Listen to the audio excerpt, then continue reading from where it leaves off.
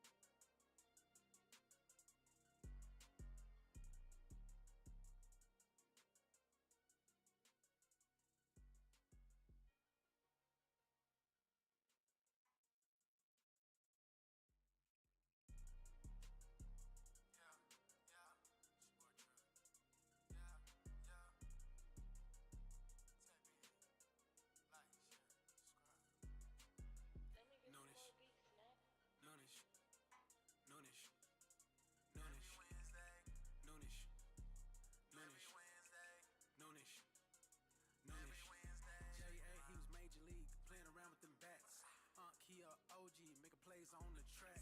Sports and technology, we mix it in with facts. Catch him every Wednesday to like double task. A lot of interviews with ballers and them winners. Yeah, yeah, Jay on Notre Dame, all winner. Giving that ism, no pretender.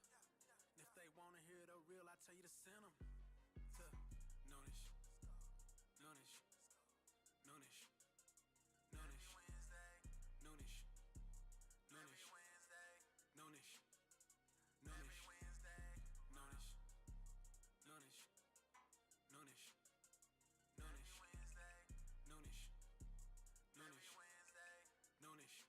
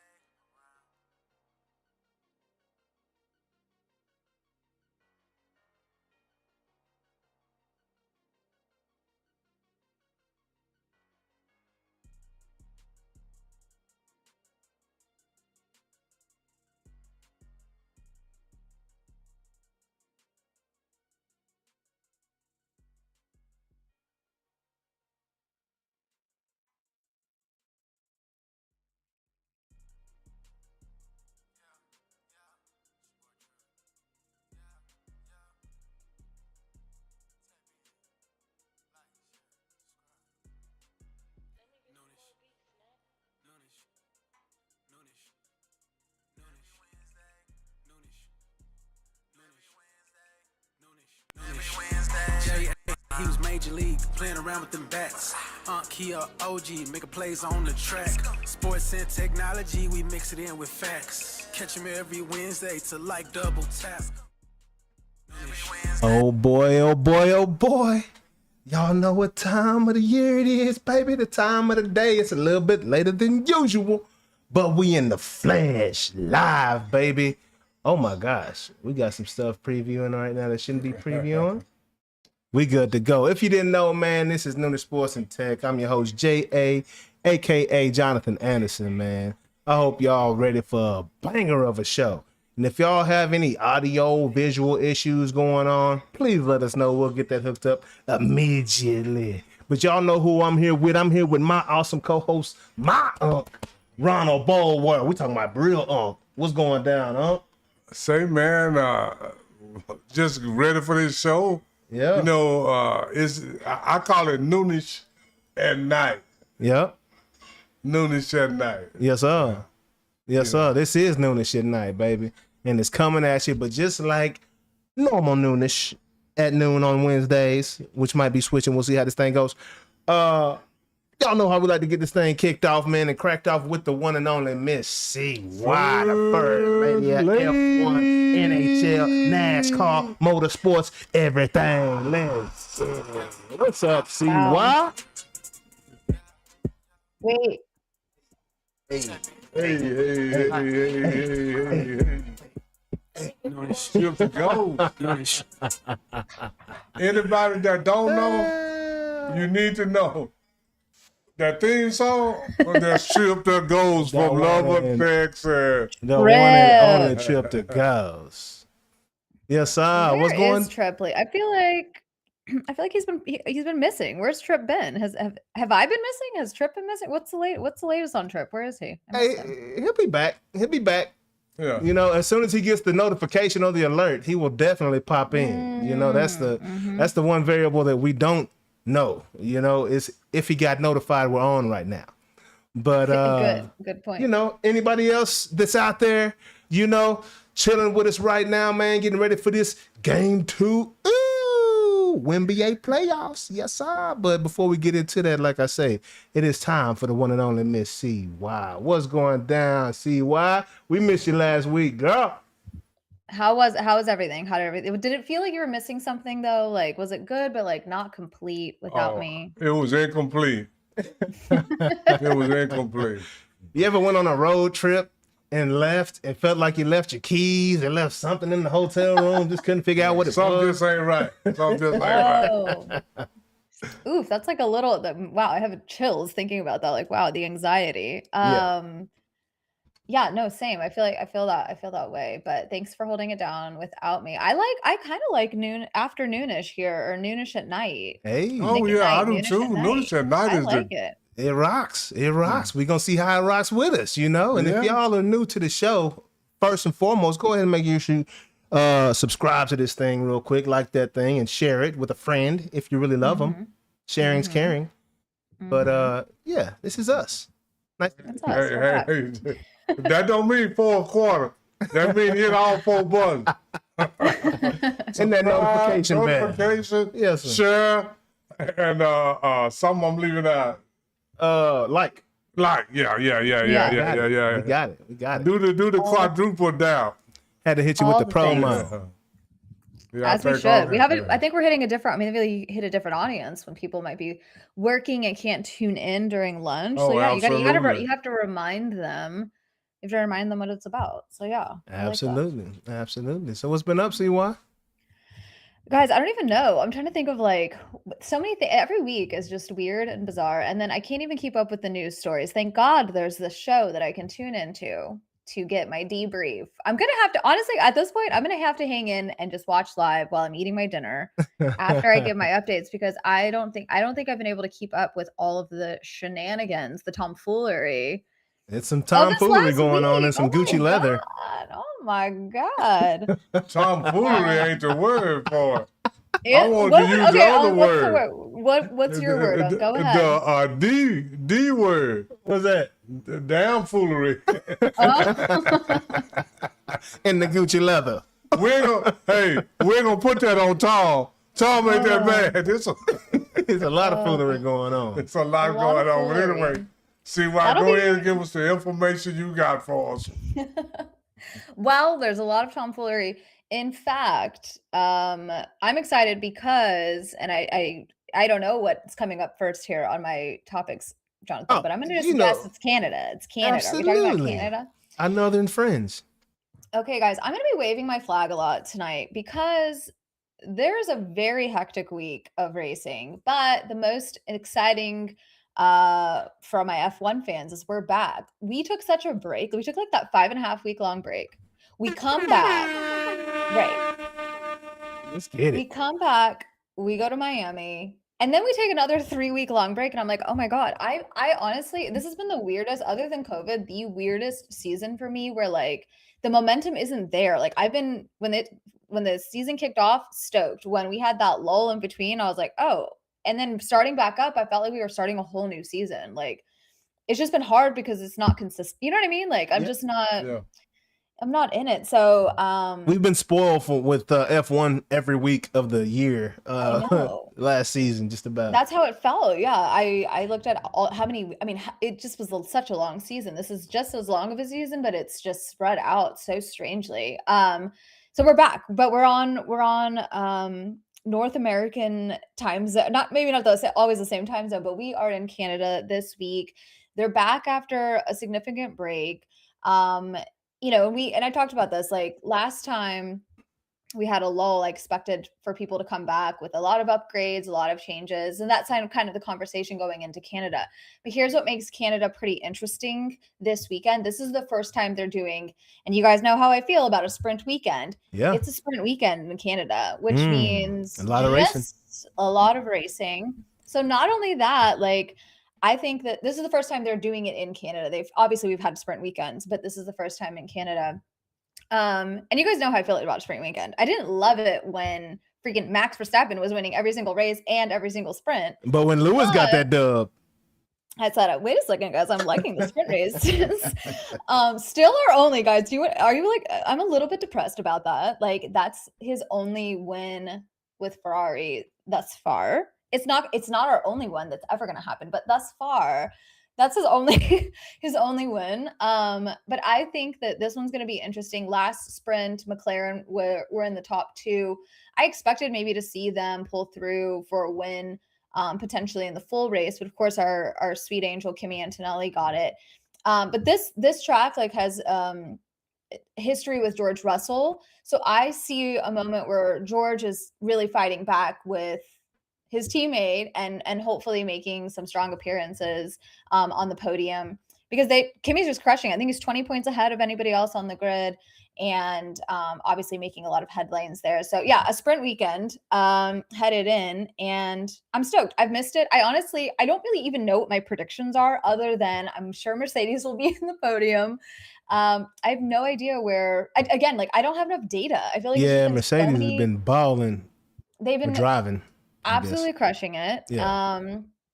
So right now, Kimi and George, and then I think Leclerc are the top three, which you'd be, I think with McLaren having so many issues the first several races, I think they would have been higher up, but it's very interesting. Lewis isn't fit, so I'm like, okay, but pretty far behind, over 50 points behind Kimi Antonelli. So I'm like, well, we'll see. Hey, top five, man. That's a big deal with old Sir Lou, man.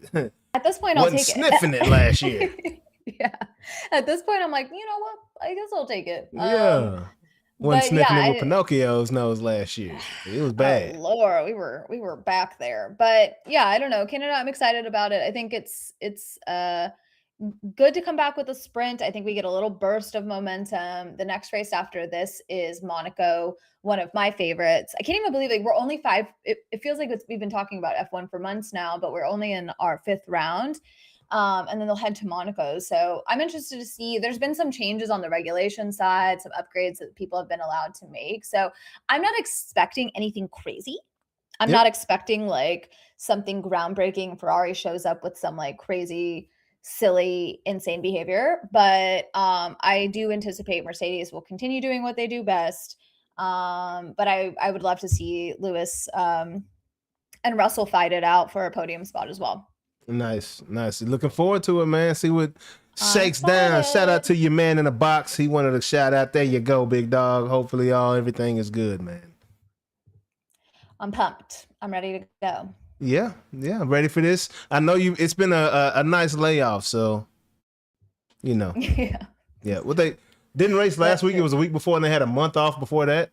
Isn't that what it was, or something like that? Yeah, 5.5 weeks. Yeah, that's crazy. Weeks. That's too long. Too many things can happen in 5.5 weeks. It's too long, but moving along. I wonder though, like, you know how I don't know, did Texas do this? I know my cousins in Arizona, this happened to them, where like the kids in the summer break were like losing too much momentum for school. So they decided like, hey, instead of doing one long summer break, we're going to do like mini breaks, because the kids will like fall behind. Like they like fall out of like the rhythm of going to school.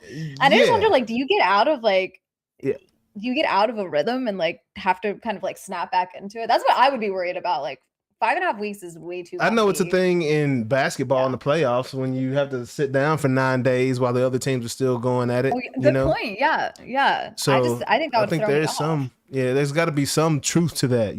Just routine. You know what I mean? Mm-hmm. Yeah. And familiarity matters. And routine matters. Absolutely. Especially to an athlete. Absolutely. Gotta have it. So please tell me about this young lady we're about to speak about. Miss, is it Catherine Legge? Leg. Leg? That's really fancy. But just Catherine Legge. I'm there. Okay, let me wave my flag again, guys. I'll go into all of the details of this, but this Sunday is very interesting. You'll be excited about this. I think you're gonna get stoked about it. This weekend, it really doesn't matter what time you get out of church. You got racing to happen. We've got the Canadian GP, right? We've got F1. Yep. We've got NASCAR's Coca-Cola 600. All the motorsports. As well as the Indy 500, one of our favorite races to talk about. Yes. We've got basically a full day of racing. And what's interesting and significant about that to me, there's a lot of crossover. I'll get into all of that from all the sports all at once. But I'm very excited. You guys remember, this has been 2 years in a row that I've talked about this. Another KL, not Catherine Legge, but our friend Kyle Larson, who is a NASCAR driver. This will ring some bells. He's done what they call a double, or made an attempt for a double, which means you race in 2 races. Yeah. And it's really not been a super successful thing for him. He has had a lot of trouble. In fact, he hasn't completed the 2. So like I can't remember if there was like a rain delay one year where like he couldn't make it in time. And then last year, 2020, what year is it? 2025, he crashed out and both of them, didn't he? Yeah, he had issues in all things. Like, he didn't finish either race last year, if I remember correctly. Things were not well. But only 5 drivers have ever attempted this, and she's the first woman driver to do it. So I'll give you a little bit of history. I know, I'm stoked. There's only one person who's completed both, and that's 1,100 miles across the 2 races. So this is a pretty big deal. I think it's big for anybody, and she's even kind of said, like, I don't really care to be the first woman to do this. That's not really what's important. Is that there's really only 5 people who have ever done this, and I'm like, that's crazy. And I think one thing that's kind of interesting to me is like she's 45. So she's got a lot of experience. So she's not super young. She's not one of those young rookie drivers. Kimmy. She's not a Kimmy. 45. She's 45, which I love. I mean, I think that's not old for. I'm like not calling that out because she's a female. I'm calling that out because that in racing years is a mature driver. Yeah, absolutely. She's got a routine. She has a plan. She knows she's doing it for a reason. Yeah, she believes she can do it. So is it NASCAR and Indy? Like what are the She's going to do NASCAR. Yes, correct. She's going to do NASCAR and Indy. And I think when Kyle Larson did it, he did like a jet helicopter to get to Charlotte after the Indy 500. So my hope is that I don't want weather to be what slows them down, because I think that is just like, that's just messy for no reason, like just give her a fair shot, or really anybody a fair shot. But the double is the Indy 500, Coca-Cola 600, same day, a lot of miles. I think what's interesting is that a lot of people are like, does she understand the risk? Like I did a post about this on LinkedIn. I'm like, she's a race car driver. She's used to driving 150 miles plus in these cars. Like I think she's calculated the risk. Absolutely. It's like working a double. When you worked a double and you're working a 12-hour shift, are you thinking like, I wonder if I'm gonna calculate the risks of this? Or it's not as strenuous, but it's almost like the Le Mans, right? Like it's an all-day type of situation. You know what I mean? And it's really her body has to be prepared and ready for that. That's a long race. Strenuous. Yeah. Oh yeah, driving is strenuous. Man. Absolutely. Man, I've gone to like Andretti's or these like little go-kart spots that have like real. Hey, you leave those spots sore after like 3 races. Yeah. You know what I'm saying? She gonna be racing hundreds of miles an hour for 2 or 3 hours and then turn around and do it again. Mm-hmm. Yeah. Man, that's hard to do, man. Absolutely. I mean, I'm just saying for me, I'm not a race car driver. Well, did you guys see? Did we talk about it?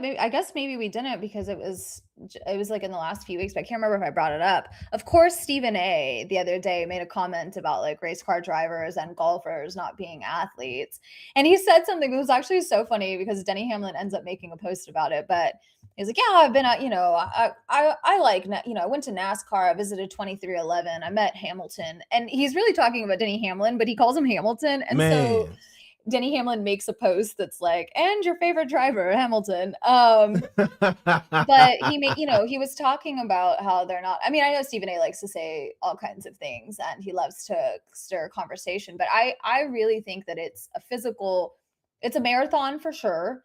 I wonder, like, I think I brought this up last year, is like when they're in that plane, are they just doing like rapid IVs and sitting in like compression boots and like eating a steak? Like, what are you doing? Absolutely. I want to know in that process, what are you doing? Because you want to be ready but rested. I'm sure it's similar to the routine of a gamer, right? They're sitting there playing games, and at the a complexity where they have the chairs where they put their legs and those, like you say, compression. It's similar to any athlete. Diet, The basketball game is only 48 minutes. Well, I just say that because they're sitting the whole time. They're not up running around. Like, so they have to be they have to get things to make their blood flow certain ways. You know what I mean?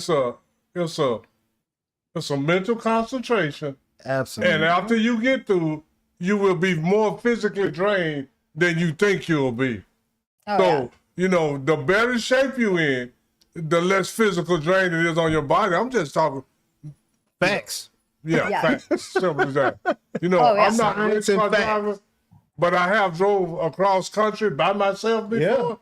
And man, that's hard. It'll take a toll on you. Yeah, it'll take a toll on your body for sure. And then the G force of the cars. Like, I think that day the adrenaline probably maintains like a pretty steady, which is not super healthy for you, right? To like maintain that too long. But I think the next day is where I would be feeling like the come down effect, the soreness, and hopefully all goes well and there's, and it's a safe drive for both tracks for her, for both races. Because I can't even imagine how sore you would be if you got into a wreck like freaking Kyle Larson has. But man, like, I think that, I don't know, I think it's really cool. I think another thing that I called out, which is great, is Elf Cosmetics is a makeup brand that I really enjoy, and a lot of people, like, they've really tapped in with the Gen Z and millennial audience. They're sponsoring her for both. Yeah, I saw that on her onesie, on her driving suit. Not the onesie. That's what it is.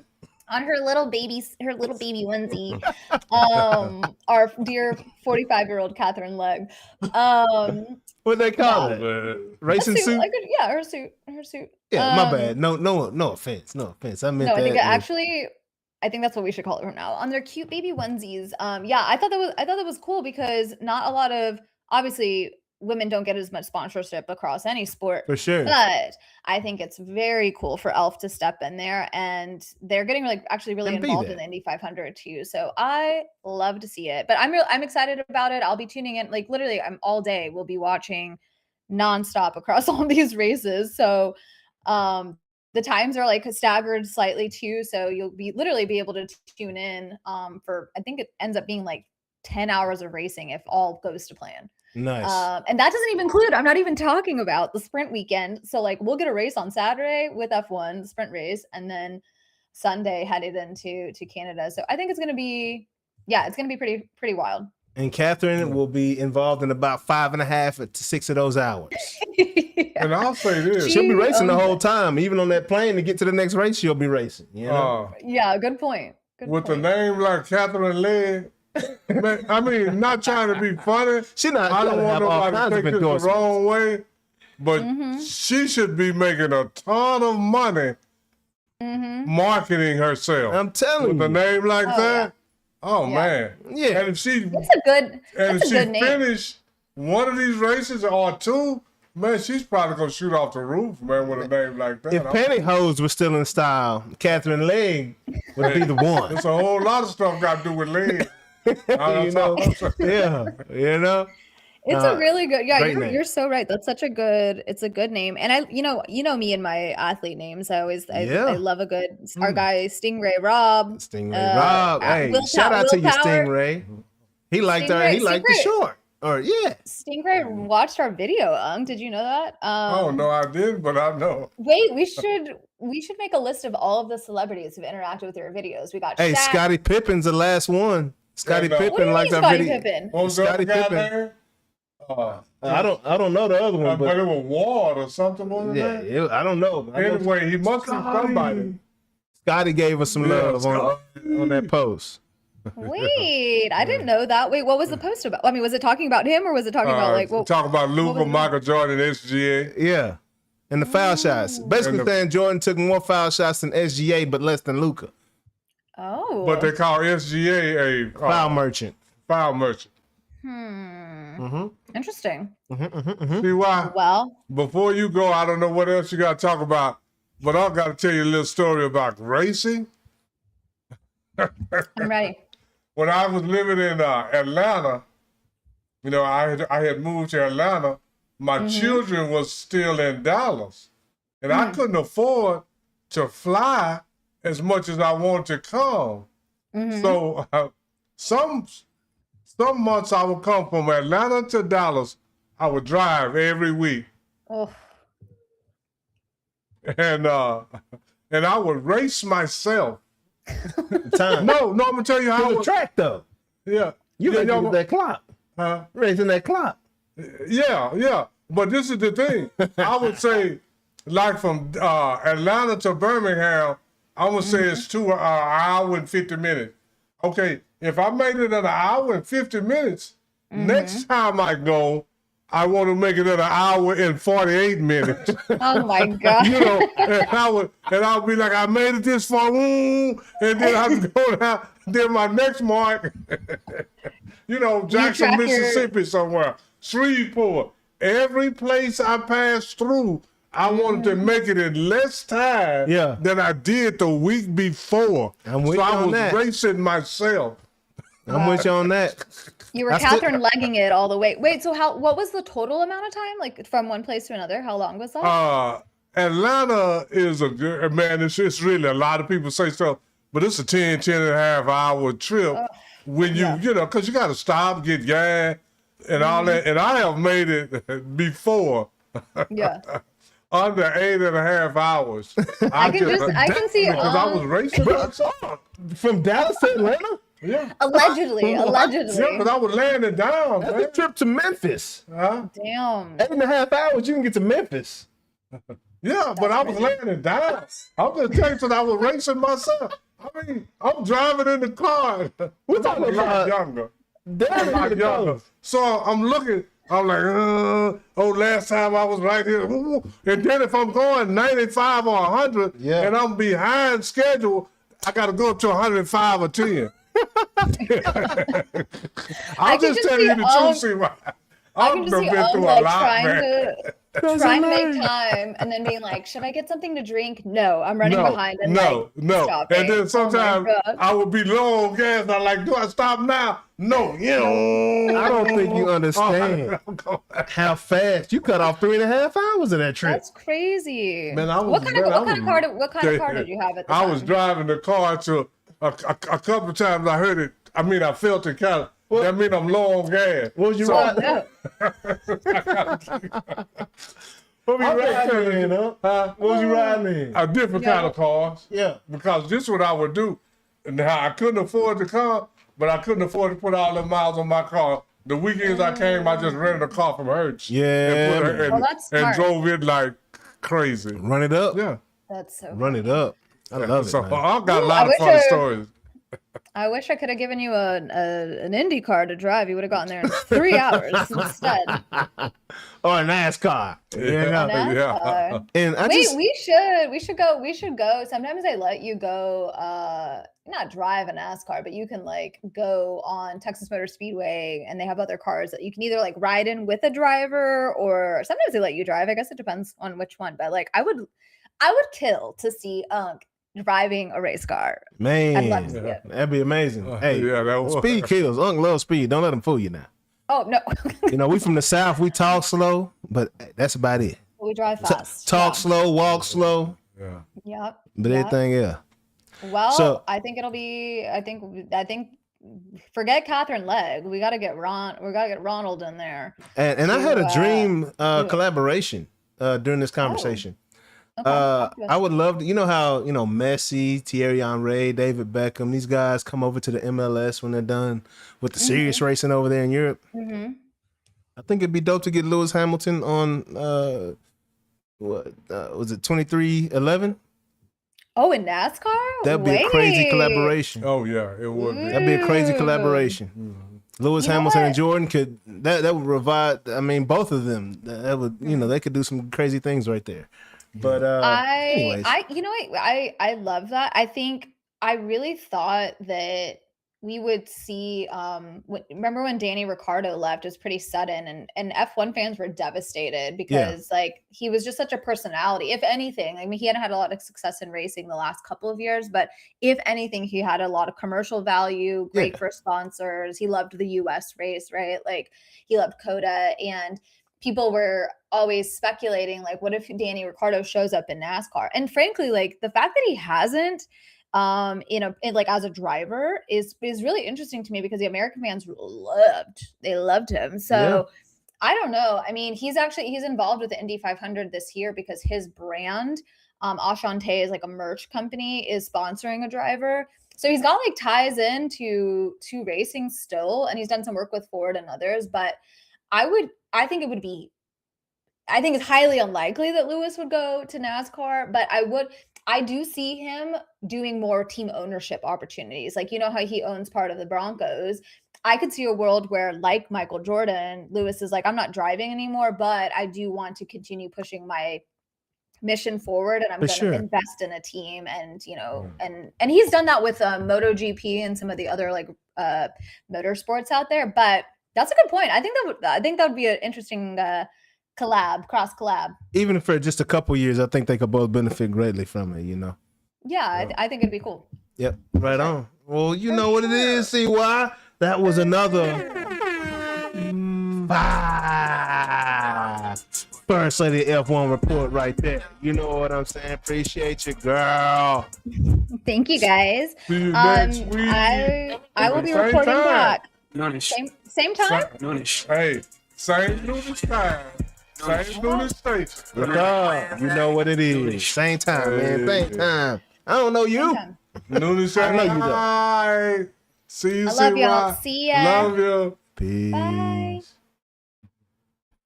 Bloop, bloop. Y'all know what it is. Yeah, man.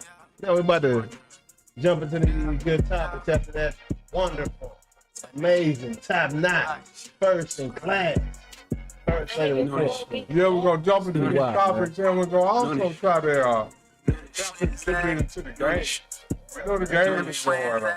Noonish. It's about to get cracking. But we're going to tap into these topics first. We got a dual purpose show today. We got the good old watch party and the show, man. The double dip. Ooh, look how lucky you are. Ooh, wait. Let's have an experience, y'all. Let's get it. First up, are you ready for these topics? I'm ready. Are you sure about that? Hey, I was born ready. Are you born ready? Mm-hmm. Well, I hope these topics go longer than this fight right here. Me Freddie, but she said, no, name it Ronald. Ready like Freddie. Hey, call my dad and looked at me and said, hey, he young, but he ready. Yeah. I'm young, but I'm ready. It's a song. Got them words in it. So, yeah, check this out. I don't know. Did you see the fight or did you blink and miss it? Man, what I did, I sneezed. You sneezed? And then when I raised my head back up, it was a... It was a wrap, son. 17 seconds. 17 seconds. I was like, what?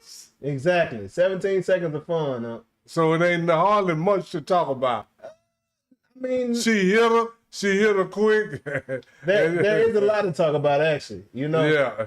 Not in regards to the fight, but more so in regards to what came from the fight and what happened the day of the fight, right? So, of course, Ronda Rousey went out there and defeated Miss Gina Serrano, okay, on Netflix, MVP promotion, massive event. People get eyes. The stadium might not have been filled, but the fact that you're on Netflix, people are watching. Yeah. Period. Point blank. And I think that is a great business model. Oh yeah. And Jake, the Snake, has tapped into it first and foremost before anybody else, man.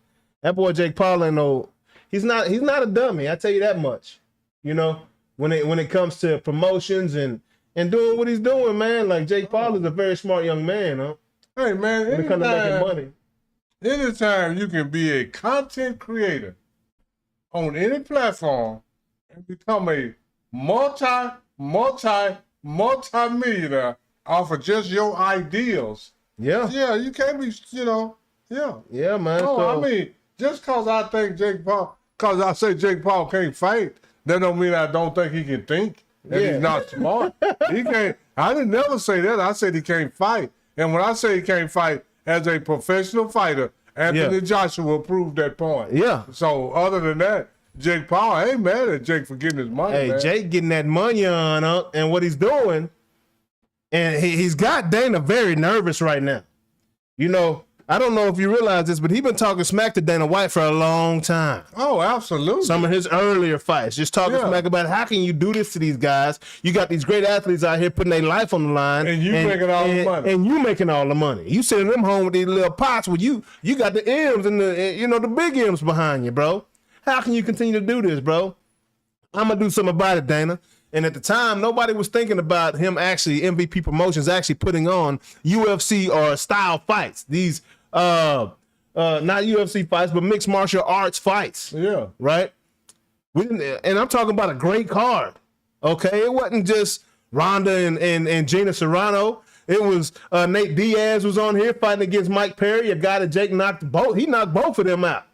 Yeah. And Mike Perry bloodied the mess out of Nate Diaz. And then you got Francis Ngannou knocking out the tournament champion.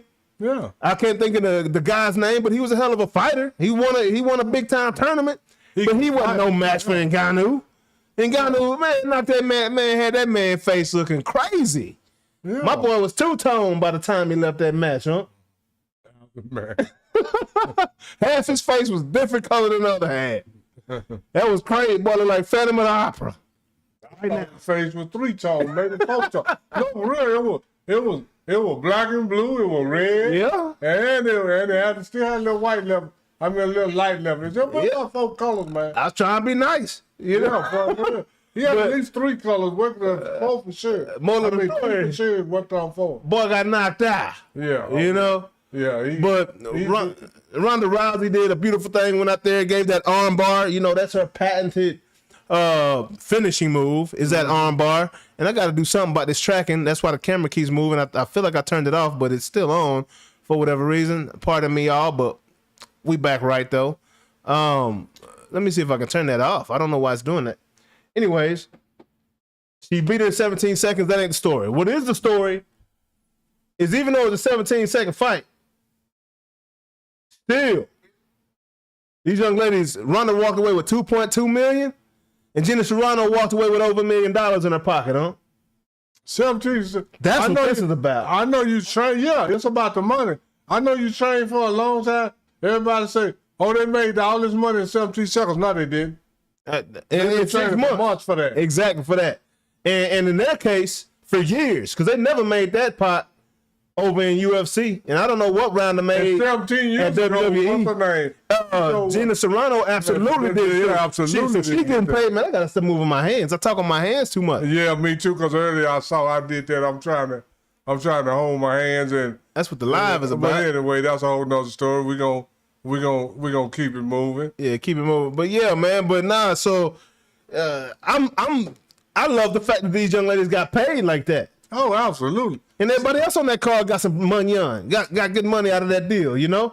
Jake Paul really looking out for these fighters, man. Hey, man. J.A., one time I was in a business, man, we used to have a conference call, and one time somebody said, Ron, you always talk about money. I said, man, what else is it to talk about? What are we here for? And then they say, well, why you? I said, man, because money can rule everything. They said, what you talking about? I say, money can rule the air you breathe. Absolutely. Money can't rule the air. I say, okay, sometimes when people have asthma and emphysema, your doctor may tell you that you probably need to move to Arizona or New Mexico. If you got the money, you can move there. Now it's dictating the air you breathe. Yeah, exactly. But if you ain't got the money, you got to get a CPAP machine and breathe this old heavy air over here. I'm just saying, whatever. Hey, man, so when it comes to money, love for people Get your money, man. Yes, sir. Get your money. Yes, sir. But man, and that's what this was about. Money. I don't care about the 17-second fight. I'm happy that these young ladies could get paid and get their money on. Shout out to you, Jake Paul. You're really looking out. This is what people he making his money on too. You got to understand about money. The more money that flows, the more money that might come to you. Absolutely. It's flowing. Absolutely. It's flowing. Absolutely, I man. want everybody to get their money because some of it might come to me. Yep. Not just you, but to me all. Let's get that. I'm trying to be in the environment. Get your money, man.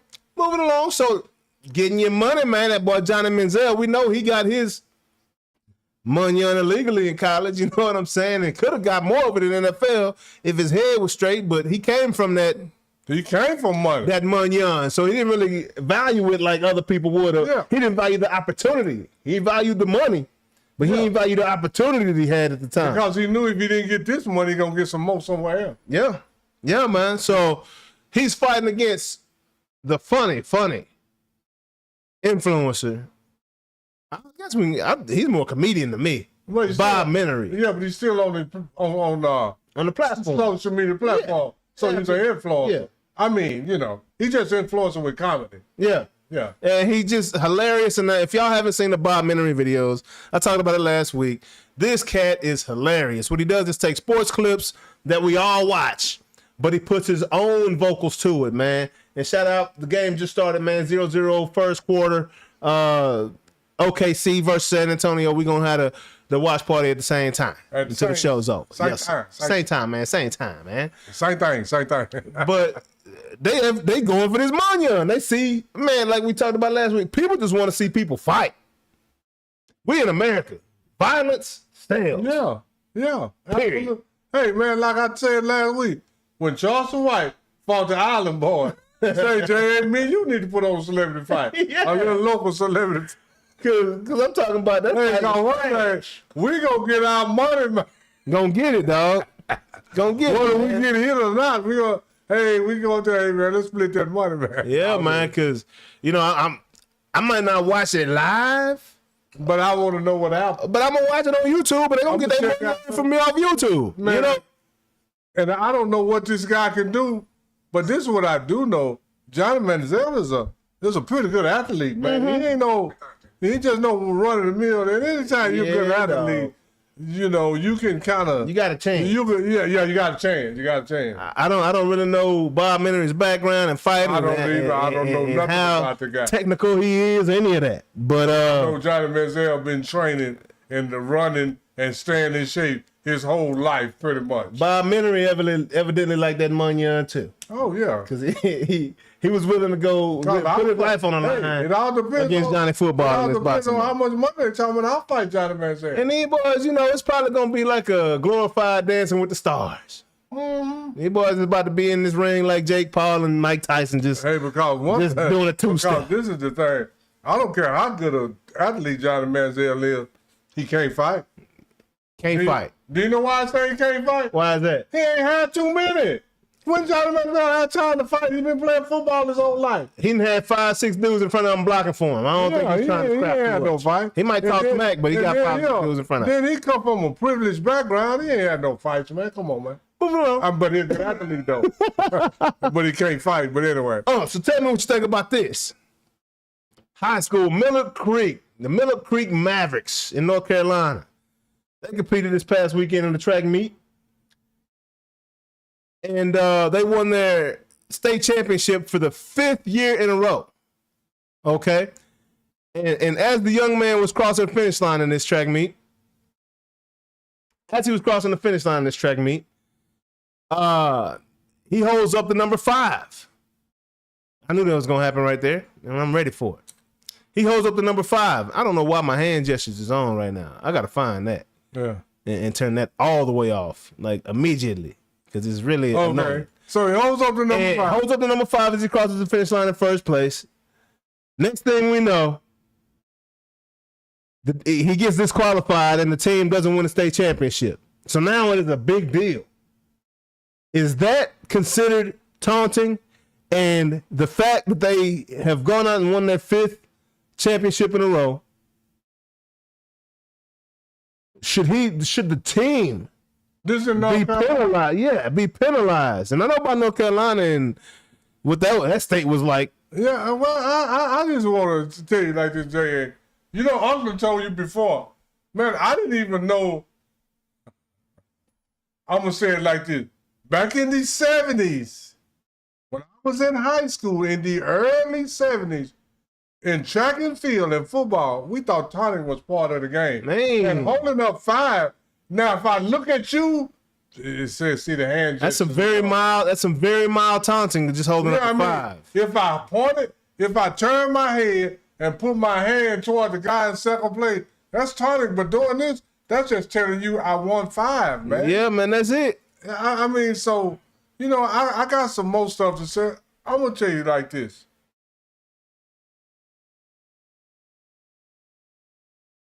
This sportsmanship stuff is ridiculous right now. Man, they tripping. Because I don't think that you should disqualify that young man for letting everybody know this is how field time. And not just that race. We talking about a team championship. Yeah. I don't like that at all. I don't think that needs. I mean, I don't. I'm glad it's reached Texas. That is a big deal. Because if we really talking about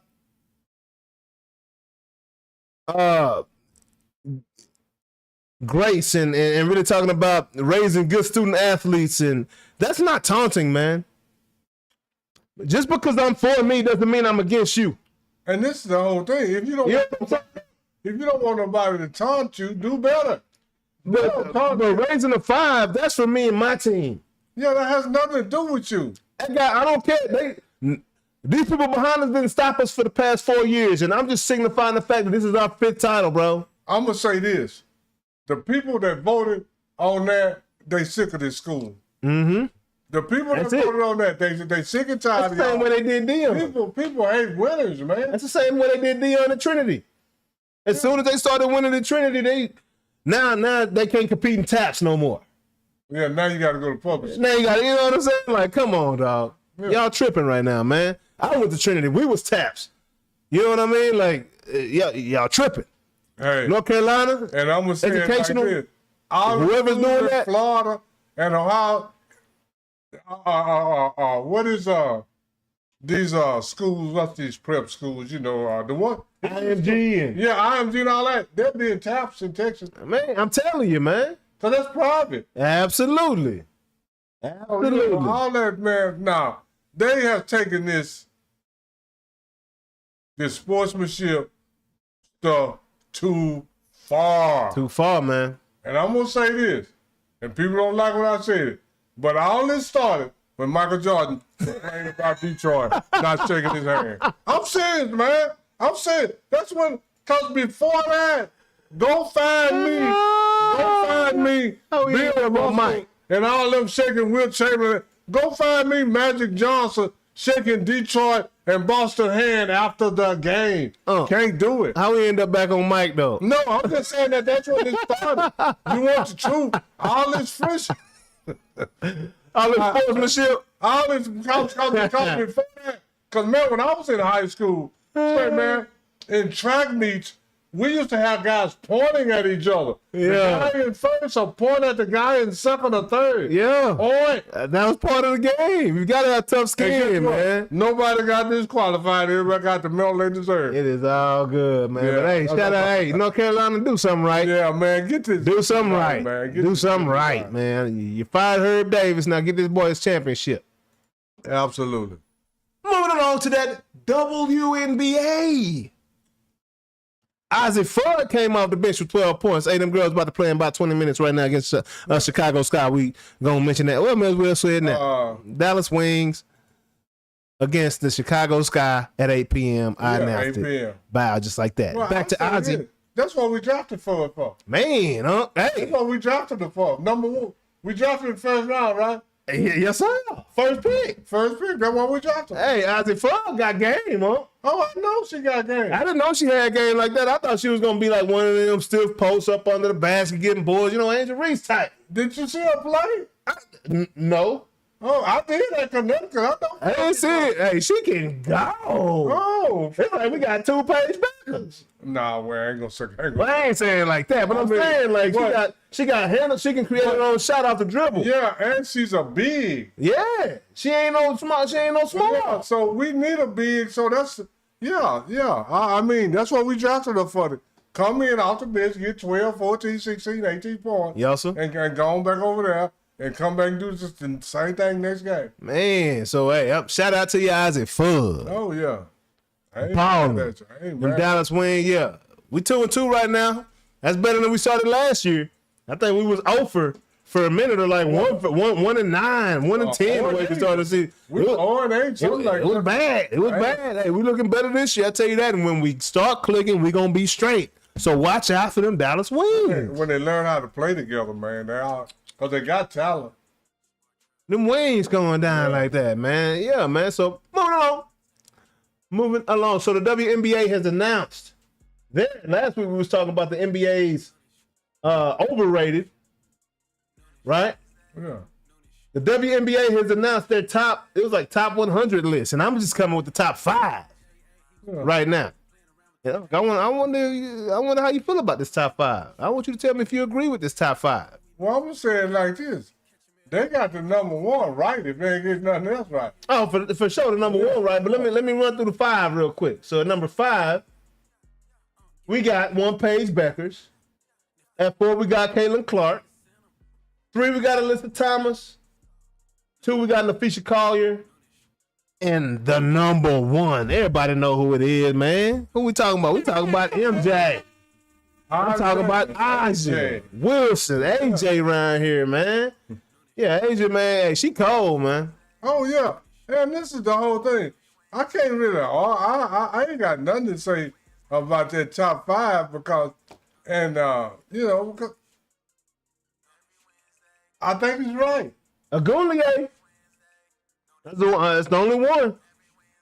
In the All-Star game, she was the star amongst the stars, beating the Olympic team. Yeah. I don't know why they want her on the sideline like that. Well, but then I say I don't know why, but I feel like I don't know. Check out? I mean, Caitlin was deferring to her. You know what I'm saying? So Paige, she deferred to her. Their teammates in Enrique, So I'm just saying, if Paige is number 2 on Dallas, how can she be above her in the top 5? Well, because this is the thing. She number 2 in her in scoring, but what else is she number 2 her in? Is she number 2 in controlling the tempo of the game, having the ball in your hand? You number 2 in assist? I'm just saying. It's a lot more fast to the game than just scoring. So I mean, that's what you got to get. It's always somebody else that's got an argument, but ain't too many people got no argument with that list. Yeah. I mean, it's a solid list, man. Somebody got to be number 6. Yeah, you can't be mad at it. Somebody got to be number 6. And it's all up for I'm sorry because you're number 6, but I mean, she may not be number 6, but I'm just saying, step in the top. I mean, somebody got to be the top 5. And every time you get a top 5, somebody else got a good argument to be in there. Right on. I'm with it. Yeah. I'm with it. Man, before we go to the next topic, we got an 11-11 ball game right now. Hey, let me tell you this. This OKC in San Antonio, no love lost, no love found in this series right here. This series is a lot of fun to watch. And it's going to be a lot of fun to watch. The ball is already in San Antonio's court because they got one of those. Oh, they got that dub. Absolutely. Because they got that dub in OKC. And mentally, it's in San Antonio's court because that means they have already won 5 out of 6 this season. Yeah. That's a lot of opportunities to beat another team and you didn't do it. Yeah, absolutely. And sometimes, man, we become prisoners at the moment. Yeah. Because I got caught up with OKC. Yeah. I predicted 2 or 3 weeks ago, probably long far back to that, about a month ago, that OKC gonna win it. Man. As it get closer to the series, you start reflecting. And I was telling one of these guys I walk with Monday, I was like, Man, I done picked OKC, but San Antonio is not going to be no easy win, Cletus. Absolutely not, because they got firepower. I don't know if they have as much firepower, but the firepower they have. Okay? Because Oklahoma City, and this they can run 12 of them in there, and all of them at a high level now. What you got to realize, too, they beat them without Fox, man. Yeah. Fox. See, this is the thing. Boy. Fox is a bucket waiting to happen, man. Yes, sir. So, you know, I mean, he 20, 25 points just showing up almost every night. So when you add that to the mix, man, OKC gotta play better ball. Man. And I'm not saying they can't, but this series may be a little different because everybody had got caught up with how OKC looked against the Lakers and whoever else they played. Yeah. But this is a whole nother animal here, man. Yeah, it's a different ball game right here, man. Different ball game now. But anyway, back to the show. Moving along. This is fun, ain't it? Yeah, cause we doing double duty. Hey, so much to talk about. Yeah, absolutely. We want to talk about that game 7 right now. No, I'm not gonna talk about that game 7 this year. We're gonna jump in the gun. Moving along, we're gonna move on to OKC. So what you think about it after game or before game 1? Shai Gilgeous-Alexander. My Canadian home. Oh, Canada, glorious and free. My Canadian homie. Got voted MVP, huh? What you think about that? Was it deserved or what? Who would you have voted for? Say, man, to be totally honest, see, sometimes we get MVP mixed up with best player. Yeah, sir. Because the MVP is the most valuable to your team. Yes, sir. The best player is the best player, but that don't mean, because I'm going to tell you like this. SGA. Yeah, I mean, SG, where I get that from? E. SGA, where I get E. Maybe I'm thinking about vowel, A-E-I-O sometimes. but anyway, I think, to be totally honest, I think that the Joker was more valuable to Denver than he was to OKC. So you would have gave Joker another one up? When you look at it, man, Joker is number 5 in scoring, number 2 in rebounds, and number 1 in assists. What's his name is not in it. I mean, I'm just saying. Joker over WEMBY, huh? Joker over WEMBY. You think San Antonio's in the position they're doing without WEMBY, or the position they're in without WEMBY? Let me say when we talk about most valuable player. When you talk about most valuable player, I think without Joker, Denver wouldn't even be a playoff team. Wouldn't even be close. Because of everything he does. All he do for the team. You right. He did more for his team than anybody else. Man. What are we talking about? That's outside the box. I wouldn't even. This was a 2-man race to me. And that was WEMBY and SGA. What about Joker? Joker, I mean, he's kind of like, if we treating Russell Westbrook the way we treated him behind all them triple doubles, I can't treat Joker no different. I'm not, when I see WEMBY doing what he doing, when I see SGA doing what he doing, all them triple doubles and all that, it kind of loses a little luster just because of the way they treated Russell Westbrook now.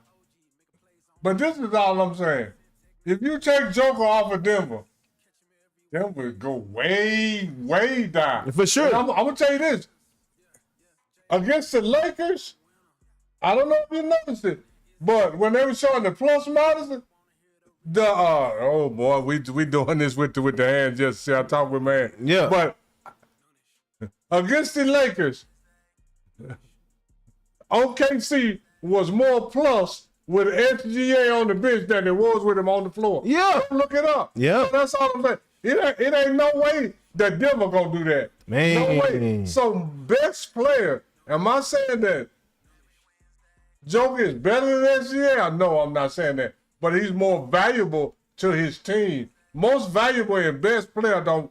Now, WEMBY and SGA may be better players at this moment, but more valuable to their team, not so much, man. We good with our hands now. I got it turned off. Okay. But yeah, no, I agree with you, Walt. Yeah, I mean, Joker, everything run through Joker. Yeah. As far as Denver is concerned, with no Joker, no game. Because this is the whole truth. All of the great players that I know have got, I mean, cause they don't never get to, because it's fatigue. Yeah. They tired of getting it to Joker. I mean, he got 3. Yeah. So, I mean, that's the same way like LeBron should have about 6 or 7. But they couldn't do it. Kobe should have more. Shaq. Well, this is the thing. Kobe and Shaq playing together now. How can both of them have more? Well, Shaq definitely should have more. Yeah, Shaq should have at least, what, he got 1? Yeah. He should have at least 3. Absolutely. At least 3. You know? And then, you know, Steve Nash got a couple, but those might be correct because Steve Nash's role on his team might have been more impactful. You don't think it was right? I don't think so. That's Steve Nash, don't look at his numbers, man. Hey, I tried to make an argument for you there. See, I agree with Uncle 100% right here. I just tried to make an argument for you. You can't give me a whole lot of, say, man, do you know what assist is? Getting the ball to you to let you score the basket. Yes, sir. Yes, sir. You can't give me more credit for giving the ball to you than you can for me scoring myself. Man, I'm telling you. Shaq was scoring himself. Yeah. And Steve Nash was giving to somebody. He never, I mean, this is the whole thing. Unless you John Stockton, you can't have no 15 points, man. Man. Steve Nash, go look, 1 year he won the MVP. He averaged 15 points and 11 assists. Come on, man. Shaq averaged, that year he got, I think Shaq averaged 31 compared to 15. Come on, man, you getting the ball to somebody else. That means they can play too. I don't care how many times Magic get the ball to Kareem. Kareem got to be able to play too to score the ball. For sure. I mean, so for sure. That's all I'm saying. Absolutely, man. I got another spill on that too. But so you got Joker over Shai winning this year's MVP. I got Shai because look, hey, I'm sorry, I'm not about to devalue this man. Oh, I'm 4 years of 30 points. Oh, I'm not. That means you're the best player. That don't mean you're the most valuable to your team. Yeah, but is OKC in this position right now without Shai? Maybe not in this position, but OKC is a playoff team without Shai. And you saying Denver is not? Denver ain't squat without Joker. What about San Antonio without Wemby? They made they play in or play off. Play in or play out. They might be playing. That's what I'm saying. So I mean, but this Wemby got to be in that conversation too. This the whole thing. Without Joker, Denver ain't play in, play off, play nothing. You go fishing with Ben Simmons. Shit. Big bird on them boys. But moving on, my outset brother, man. Hey, funny you bring up Ben Simmons because he's next. Oh yeah, keep talking. Keep talking, Jay. He's next. So let me get this thing up. Actually, Ben Simmons is not up. It's Victor Wembanyama, the face of the NBA. Boy, I wish I had Stone Cold Steve Austin on here right now with a beer in his hand. He cracked that beer and say, oh, hell yeah. Victor Wembanyama is most definitely, in my opinion right now, hey, as bad as I want it to be AE. I love AE. Why do I like AE? Because that's MJ's son. I don't know if that's true or not, but I believe it. The way he moved, the way he looked, it just makes sense. You know? It just makes sense. The timing of it all, you know what I'm saying? Boy going off in 2026, you know? MJ was going off in 96, you know? Time's up pretty good, is what I'm trying to tell you. But Wemby, this is Victor Wembanyama's league at this point. That three-pointer I saw him take from the logo the other day, it looked like an 18-footer coming out of his hand because he's so tall. He look like a cheat code right now at this point. Or am I tripping right now? You know what I'm saying? He went over and gave them boys that with 8 minutes left on the bench. We're going to talk about that in a little while. But Wemby is doing some stuff, man, like he done debunked whole theory right now. We'll see how he play after he get a championship. But Wemby got that fire. Pause. Wemby is absolutely going in right now. He got attitude. He remind me of an old school player. Wemby act like he grew up like he didn't have much when he grew up. He didn't have no iPad. Wemby act like he had a rotary phone in the living room with a long extension cord. Wemby act like he ain't grow up with cell phones. You know what I'm saying? Wemby act like his mom and dad went to a PTA meeting or two. You know what I'm saying? Wemby act like he put a cassette in a tape deck and flipped it over on the other side. You know what I'm saying? Wemby got an old soul. This is the youngest cat with an old soul out of saying. I thought Anthony Edwards had it. But the competitive nature I see in Wemby play like he a bad boy Piston. And I love it. He don't care about you, dog. He ain't trying to be nice. He ain't trying to bag back because I'm 7'4" to 7'7". I don't know how tall Wemby is. The boy look like a slinky out there, man. A real life slinky. He's so much fun to watch, is what I'm trying to get at, though. Absolute instantaneous entertainment. My girl loves watching Wemby. She don't even like basketball. But Wemby on? You gotta look at that. My boy is as tall as the rim. You know what I'm saying? He stretched. When he get out of bed, that boy can dunk, dog. Stretching. 10 feet of stretch right there. Wemby different, man. And the attitude that come along with it, I love it, man. Like I said, when he shot that shot at the 18 at the logo the other day, it looked like an 18-footer to me. Like just a pure jumper. That boy at the logo? Wemby makes the game look small. That's how tall he is. Chet Holmgren is out here fighting for his life. Chet Holmgren wishes he never beat him in the past. Because now Wemby is taking everything out on him. My boy scored, 6 points last game? Dog. Wemby got 41. Chet, where you at? Chet Holmgren out here acting like he a point guard now around Wemby. He forgot he was the center. He's just trying to get a ball up, not even going to the paint. Right now, we got a great game, 28-28, man. Who is this guy?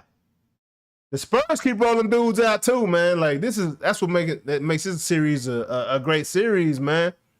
And I'm telling you, OKC feels the most pressure. It's an uphill battle for OKC because they've already lost 5 out of 6 games this season, man. 30-28, 43 seconds left in the first. This is a high-scoring game. Where's the defense at? Ain't none. Ain't none? Even with Wemby in the game, ain't no defense, or they waiting to play defense in the second half? Ain't no money in their bank account, man. Who would you rather have, Dylan or Ron? Dylan who? Harper. Or Ron who? Harper. Back in the 90s, I'd rather have Ron. Right now, I'd rather have Dylan. Okay, that's a different game. I'm talking about today. Who would you rather have, Dylan? That was an extremely political answer right there, huh? No, I'm just telling you. I'm just telling you. You sat on the fence. That's both sides of the fence. In the 90s, you won't Ron. Right now, you won't Dylan. Yeah, absolutely. I get it. Because I don't know if Dylan could have played in the 90s. I don't know if his defense would have been good enough like his daddy, and so that's all I'm saying. I don't know if he was tough enough for that physicality. Yeah, so that's why I said if it was in the 90s, I won't Ron. If it's right now, I won't Dylan. And that's a great answer, huh? Yeah. And I'm not knocking your answer at all. And now Wemby ain't quite the face of the NBA yet. You gotta do a little bit more. So Wemby's not the face of the you don't think he is? I mean, so define the face of the NBA, what that means to you. That means somebody that has you gotta be the one a championship. You got to be the one some MVPs. You got to be, because right now they can talk all they want to, but LeBron James still the face of the NBA. Right now. You think so? Oh, because LeBron James dominates the headlines more than anybody. For sure. He'll be the face. I mean, he'll be the probably, pretty much till he leaves. Is Steph over Wemby right now? No. So how many people do you put over Wemby as the face right now? As a face? Only LeBron? Is KD over Wemby? No, KD ain't never even got a face. He got to get a face to be the face of the NBA. You know, I'm just saying.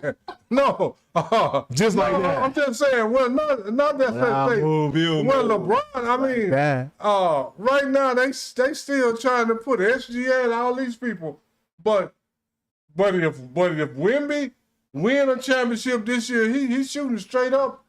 I ain't gonna say to the top because it's hard to knock LeBron face off because LeBron did more. Yeah. He dominated the headlines more. Yeah. He draw more attention. Yeah. All of that right now. Yeah. I mean, you know. I mean, LeBron been at it for a long time, but even if it's negative attention or criticism, he getting more. You still think LeBron, his name carries more weight? Oh yeah, LeBron carries more weight than anybody. Than Victor Wembanyama. Right now. Internationally now. Internationally, universally. You think in France? Who's bigger in France, LeBron or Wemby? Huh? Who's bigger in France, LeBron or Wemby? Well, you know, that's where Wemby is from. Yeah, for sure. Yeah, go on and stick your hand in there. Yeah, I mean, you know, that's why. But I would probably say, man, LeBron. Well, I mean, I don't know, but Wemby may be big in France, but that's the only place. Yeah.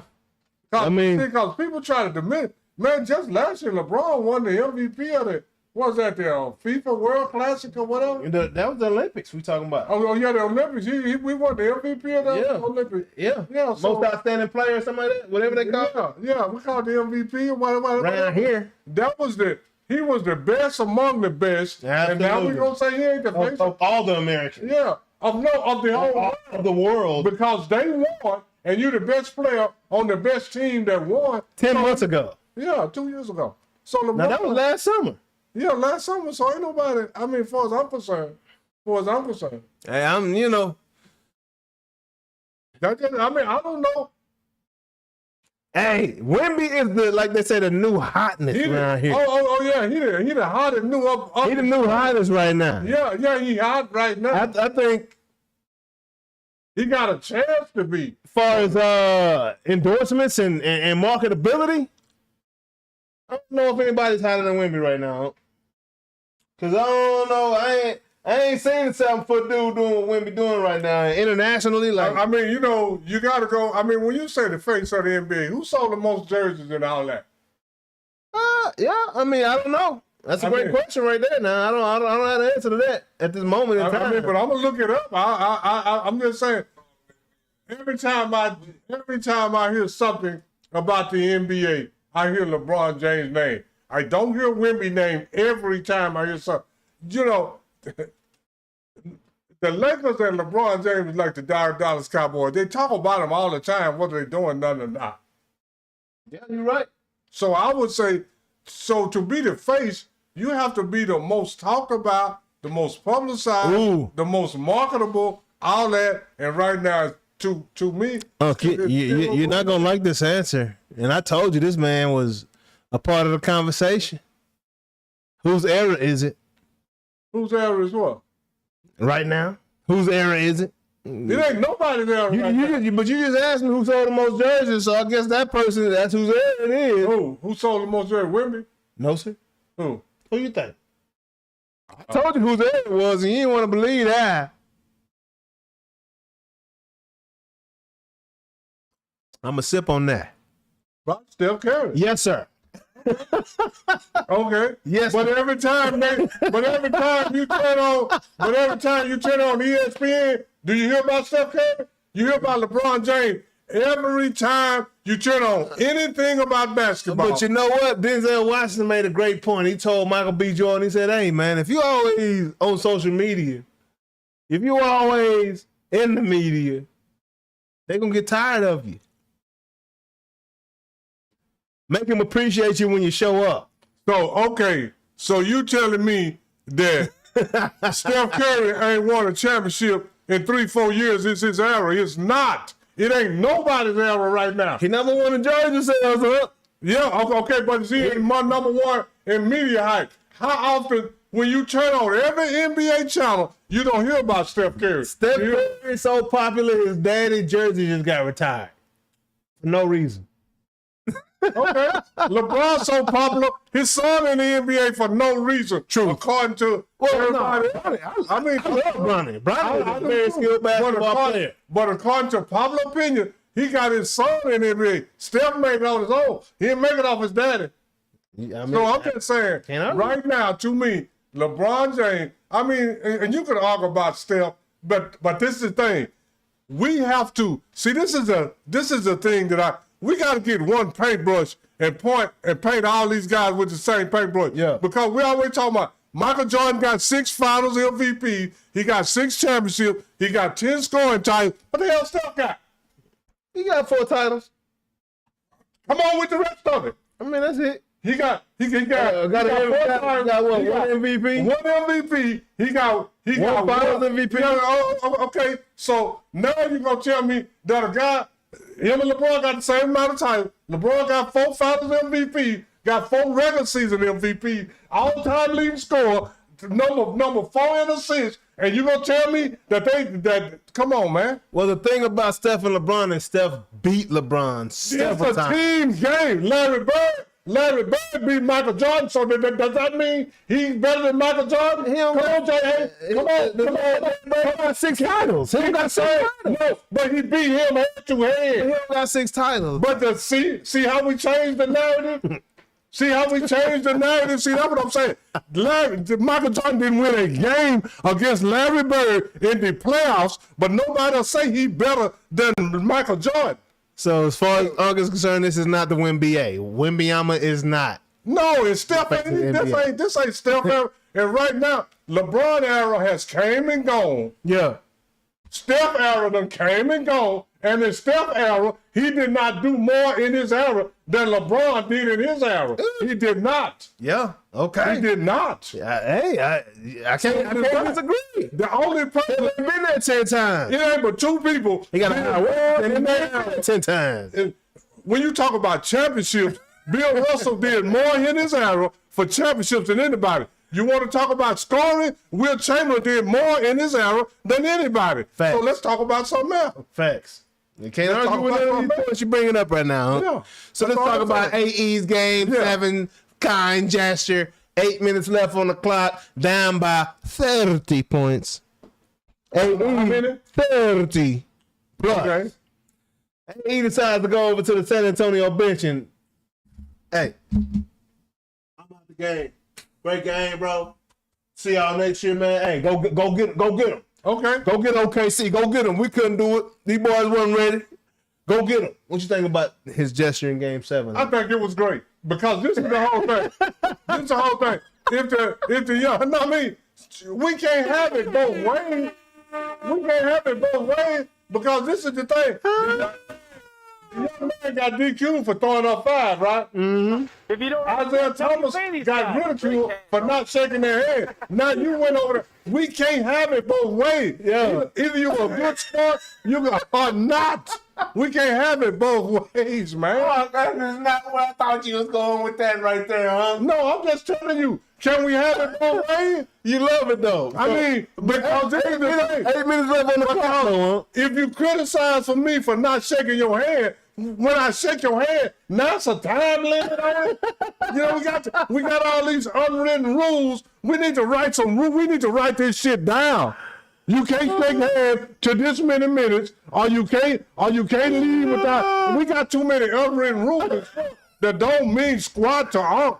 Yeah. Because me, I ain't shaking your hand. Whether I win, lose, or draw, you can go to hell. I'll be I mean, I'm just saying, man. You know, we try to have it both ways, man. Yeah. We criticize AE for giving a sportsman gesture. Then we criticize Isaiah Thomas for not giving a sportsman. Then we DQ the team in North Carolina for the young man saying this is our field state champion. He didn't. So you know, when does the sportsmanship start? When does it end? I mean, you know, we gotta pick our poison. Either you shake people's hand when you get ready, or you don't shake it at all when you get ready, or you give up 5. We got 5 championships, or you don't. So you know, a lot, man. This is I ain't got no. I mean, because the way they criticize people for not shaking hands? You 30 points down. It's the fourth quarter, and now you want me to wait till the end of the game? I mean, it's too many rules in these unwritten rules. And if they ain't wrote down, that means it's not a rule. That's just my opinion. It ain't no rule if it ain't a rule. You know, you criticize AE for going over there with 8 minutes. You criticize Isaiah, and this the whole thing. Back in the day, all teams walked off the court without shaking hands. And way back in the day when Uncle was in high school and we played high school football, when my grandson was playing and my nephew, J.A. son, he made All-State in at defensive tackle this year in 5A in Texas. Jonathan Anderson II was an All-State D lineman in 5A football in the state of Texas. But after they played, everybody got to line up, shake hands and all that. But me personally, when I lose, go on about your business. Ain't got to shake your hand. You won, I lost. You a good sports, but I lost. I don't care nothing about all that, man. So, you know, AE, with the way sports is and the criticism you get, you can't win. You can't win. If you don't shake their hand at all, you're a villain. If you shake their hand too early, you're a villain. So I don't understand. I ain't mad because the way they cry, I ain't mad at AE. I mean, because that's the new generation now. That's what they do. So you said the way they cry? I mean, you gotta pick your poison. Either I shake your hand when the game over, or I don't shake it at all. Yeah. I mean, yeah. Oh my God. You know, you can't win for losing with these fans, man. You just can't. I mean, I love AE's brashness to be himself, regardless of what anybody might think or say, because he know he's gonna get talked about. But at the same time, Julius Randle had 3 points. Rudy Gobert didn't do squat.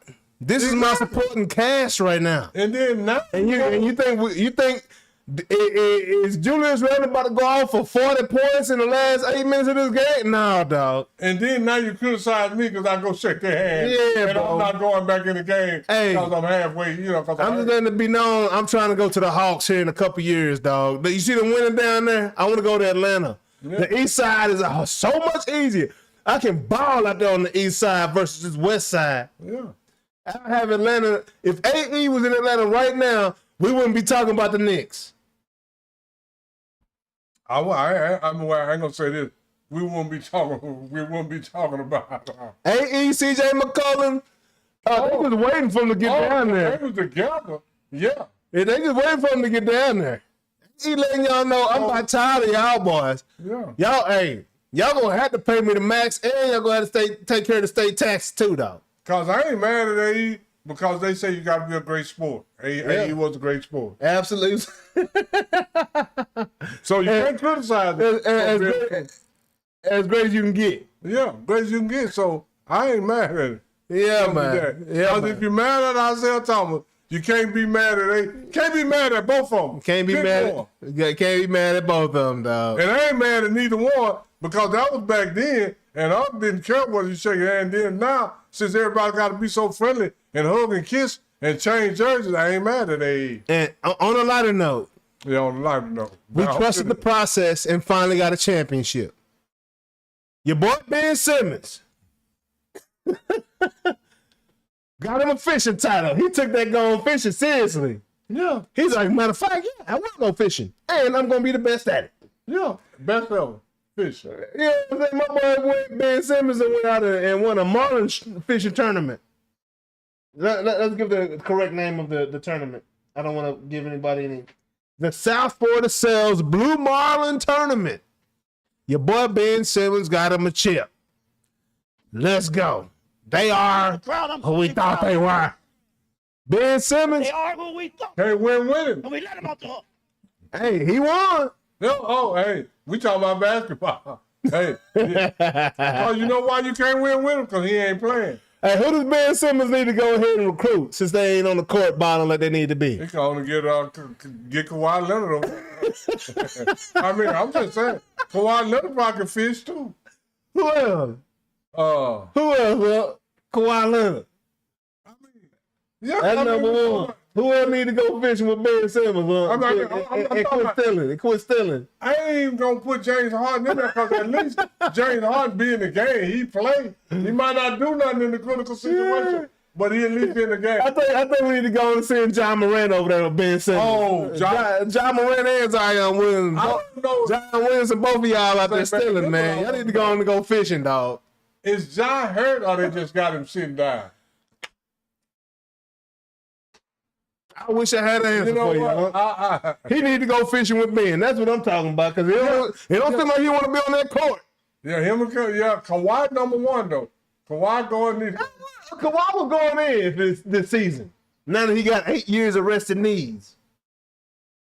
He was going in this season 5 minute games. 30. I guarantee you, go look how many games he played. He played over 50. Would you tell Joel Embiid to go catch them all? Oh, that's what I was trying to think. Man, yeah. Anthony Davis need to go out there. Oh, see this thing. We ain't gonna have no boat. We're gonna have a yacht. Y'all tall, Ben Simmons, AD. Hey. They can go fishing because they ain't on the court. Go get your title out there with Big Ben. He figured it out. He took on fishing sense. And shout out to you, Ben Simmons. And then if y'all don't know, what did Ben Simmons, he called what kind of fish? Blue Marlins. Oh, Blue Marlin. Blue Marlin. Yeah, he was out in that ocean. Big real deal. Yeah. So y'all can go out there and catch y'all a Blue Marlin or a big salmon or whatever y'all want to Go get you some of that. Go get you some of that. But Ben Simmons going fishing. Going fishing. And take Kawhi and matter of fact, really because Joel Embiid, his teammate, they like each other. That's hilarious. That's hilarious. So, evidently, there's some beef between OKC and San Antonio. OKC is up 48-43. We'll see how long this lasts because Victor Wembanyama in the building. We're going to see. They already got their one, so they good with it. Yeah, they already got home court advantage. They already got time. So they good with it. Yeah. But also, beef in these streets, these media streets, Jaylen Brown versus Stephen A. Jaylen Brown told Stephen A, hey, bro, what you doing out here is a bunch of coonery, dog. You ain't doing no real journalism, dog. You just out here getting clickbait. So if you want me to shut up, I need you to shut up too and get off of all these platforms, is what Jaylen Brown said. I agree with Jaylen Brown. Stephen A clapped back. And said what? Stephen A said, oh, you want me to shut up, but you over here on TikTok. He said, you over here on Twitch. Trying to do what I do. Like, Stephen A. Give your opinion on that first before I say something up. Man, first off, Stephen A can shut the hell up. Because I'm going to tell you like this.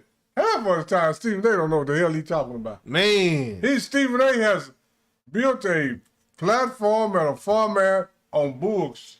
On that bull cone. On bull crap. Nonsense. I had to catch that crap. Yes, sir. Yeah, Stephen A. Man, Stephen A is a bunch of hot ass. Stephen A is hey. Let me say it like this. The relationship with Jerry Jones ought to tell you everything you need to know about Stephen A. I would say this. I would say that Skip Bayless probably know more about sports than Stephen A. I mean, Skip Bayless. Now, he a hater in certain areas, but for his knowledge of sports, I give him a nod over Stephen A. Straight up? Yeah, for his knowledge of sports. Sports across the board. Stephen A got great knowledge in basketball. I can't tell you. I'm gonna say it like that. I give him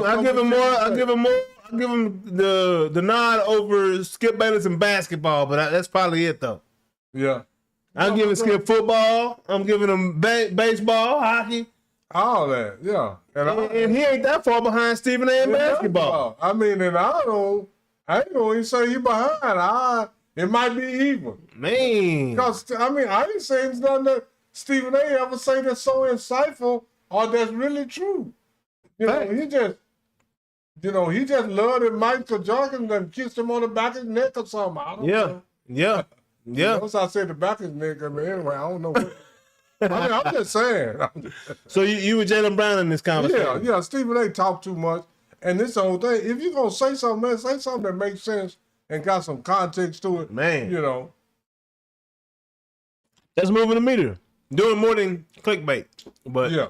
You know, Stephen A. But that's his job, We though. appreciate you, dog. I mean, he on these platforms. I ain't hating on you, dog. Most people on these platforms do. Yeah, what it just is. saying stuff to get clickbaited. I ain't gonna Absolutely, say that. man. And you done well at it. But, you know. And I ain't bad at Stephen A. I'm just telling you what I see. I'm taking notes. Yeah, I'm taking notes. So look at these playoffs, huh? You know, we're down to the final four. 2 7-game series to determine who's going to show up in these finals, huh? Got the San Antonio Spurs taking on this OKC Thunder and playing in the WEMBA. What's that, 51-45? Right now it's 51-45. Oklahoma City's up. I think San Antonio's got them right where they want them in striking distance. Yeah. Conserving energy. I don't even see WEMBY on the floor right now. San Antonio got them right where they want them because they got the first win. Yeah. They got the home court advantage. Yeah, absolutely. And they won 5 out of 6. Absolutely. So they got them right. They you know, rent free in their minds right now. Oh yeah, they ain't paying no rent up in their mind. No sir. They living there for free. Absolutely. Chet Holmgren, he's making plays when Wemby on the floor. That's what OKC's gonna have to do. They're gonna have to get Chet in the game when Wemby's not in the game, and they're gonna have to get what's my boy, Big 55. Hardenstein in the game when Wemby is in the game. Because they're going to have to take advantage of when Wemby's not in there with Chet. That's how they're going to have to play this series. Yeah. And right now they're up by 9. Using that strategy. But just Chet versus Wemby, it ain't going to work for you, dog, because Wemby got too much hate for that young man. Well, you know, this whole thing, Chet never was on Wemby the first game. It was mostly Caruso and... yeah, that's weird. That's weird. And it's probably because they're relying on the switch. Because they don't want Chet to get in foul trouble, and Chet can't hold Wemby. At all. Not no more. Not even close. Not even close. They don't want it, man. But Caruso? Yeah, we talking about a whole foot. That's but Caruso had 33. Yeah, Caruso was balling them. But Wemby wasn't guarding Caruso on the offense. No, absolutely was. But they took that L to that strategy too, though. Yeah. You know? But you know, but who you got winning this series, though, Wonk? No, I said OKC earlier 2-3 weeks ago. But right now, it's a toss-up. I'm going to take San Antonio, man. Because Wemby has shown me something that ain't nobody showed me in a while. If Wemby can stay healthy, I'm taking San Antonio. Yeah. I mean, well, you know, it's always them Hills. That's it. Them Hill fans and Bucks. You know what? You know what Hill fans and Bucks is like? What's that? Candy nuts. Because you know what? Hill fans and Bucks. If we could turn them to candy and nuts, we all have a Merry Christmas. Straight up, man. Straight up. So hey, I'm expecting to see a very fire-powered second half, much like the Knicks had last night. So who you got in that Knicks? But I'm gonna say it wasn't even the second half. It was a fourth quarter for the Knicks. I'm gonna say it like this: them boys won on the fourth quarter. Win, they better make it a 6-game series. Yeah, for sure. If it goes 7 games, it's a wrap. OKC got that. Yeah. Experience or what? Oh, that whistle. Yeah. Hey, we might be experiencing that whistle right now. But this the whole thing, though. I say that, but I also believe you ain't never lost a game. With a referee, by a referee? Because of a referee. I believe that. I done seen plenty of games. Especially the Mavericks. I saw the Mavericks lose 4 games because of that referee. Them games were close. And Miami had, how many refs are there? 4? Oh, talking Miami Heat? Yes, sir. Well, I'm saying like in that first final in 2006 that we lost. Every time D-Wade touched the paint, a whistle sounded off, and Tim Donaghy ended up in jail shortly after. All I can say is this. Don't make the game close, and the referee won't have no fun. I mean, that's all I'm saying, man. And then the referee made 4 or 5 calls, but if you got 100 and some plays in the game, you lost on 3 calls. Referees, hey, they lost on about 100 calls in that series. Do you remember every time D-Wade touched the paint, the whistle was blown? some of that. Now, if you go, it ain't none of this Shai Gilgeous-Alexander stuff. No, we talking about blatant. Well, that's a Maverick fan. That's why you say that. If you go talk to Maverick fan, they'll say something different. Go back and look at the game, though. I'm talking about facts. I looked at the game. I'm a Laker fan, first and foremost. I'm realistic. I looked at the game and all that, but this is the whole thing. Go see. This is the thing. It's just so many aspects. Go see what percentage that Dirk Nowitzki shot in that series. Shot poorly. But was getting fouled, wasn't getting no calls. But I mean, we can make reasons and excuses or whatever. But I tell you what, them boys blatantly. Even in the series that Dallas won, Dirk shot 41%. So Dirk wasn't shooting no hell of a percentage in the final. But so look, blame it on Dirk. Shooting 41% from 18 feet away with somebody on you is pretty good. I was watching. Okay. I think it was Teague from Atlanta, and somebody else talking about MJ and the fact that he shot 50%. No, Jamal Crawford. They're talking about how awesome of a percentage 50% is as a guard. Because you're not just laying that thing. I know it ain't Gafford ball. This ain't. I know this. Jordan shot 50. Did he shoot 50% for his career? No. What did he shoot? 48 or 49 for his career. It's close to 50. Close ain't no cigar. But still, it ain't but one guard. 48%. It ain't but one guard that's in high caliber that shot 50% for his career. Who? George Gervin, 51%. Everybody else shot 40 something. George Gervin like 6'9", 6'10". That ain't my fault. I'm just telling you what happened. You know, we can make excuses all we want to. That's all I'm saying. Jordan shooting 48, 49% is spectacular, huh? Versus most guards.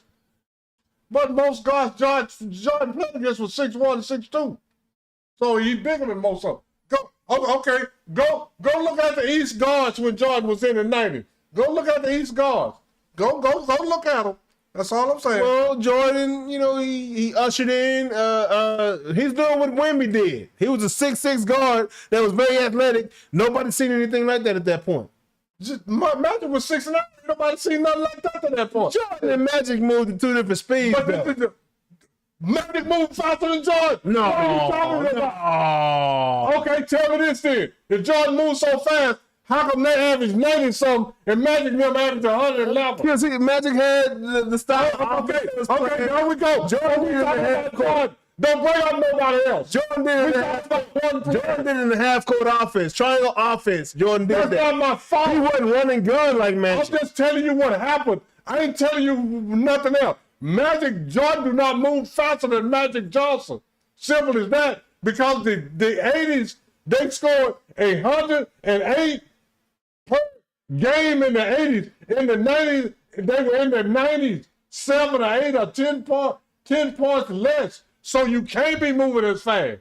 It's impossible to score less and move faster. I don't understand. In a half-court offense, Magic can't do what Jordan did. In a full-court offense, Jordan can't do what Magic did. Jordan can get down that floor. So name the time that somebody got hurt for Chicago and Jordan took their position and they still won the game. Jordan couldn't play number one position. Man, let's quit trying to act like Jordan did all this and all that. He did. He did what? Everything. He did what? Jordan did everything. In your mind, but in reality, he did very little. Shit, he did way less in reality than he did in Jordan fans' mind. So who you got in there? Who you got in there? Jordan Brown. I don't like Stephen A. anyway, because Stephen A. don't know what he's talking about. Who you got in that Cleveland and New York Knicks series? I got New York. I got New York in that one too, man. I love Donovan Mitchell, but James Harden don't get you over the top. This is the whole thing that nobody's talking about New York. How deep they are or what? How deep they are, and then nobody talking about Mikal Bridges. Nobody talking about that. Bridges is cold.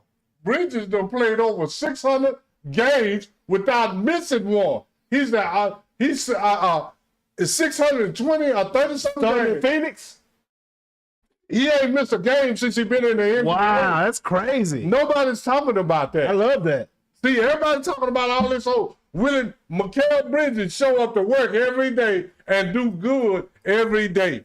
So let's talk about that. 20 to 25 coming out that man's hands. Yeah. Mikal Bridges got ain't even played over 600 straight games. Solid. He ain't missed a game since he been drafted. Salute Nobody's talking about that. I ain't know that. It's some, because we so enamored with Luka 33 points and sorry defense and all that, till we can't talk about stuff that really important, man. That really matter. Man, that man done played 600-something games. That's crazy.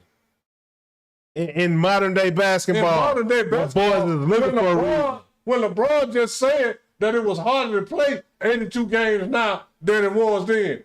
When is his contract up? He ought to be one of the most valuable players in the NBA. He ought to be. Just because of durability, and you can get 20 to 25 out there, young man. He ought to be. That's some hellified defense out there, young man. He ought to be getting more money than Tobias Harris. Shit, goodness gracious. Paul George.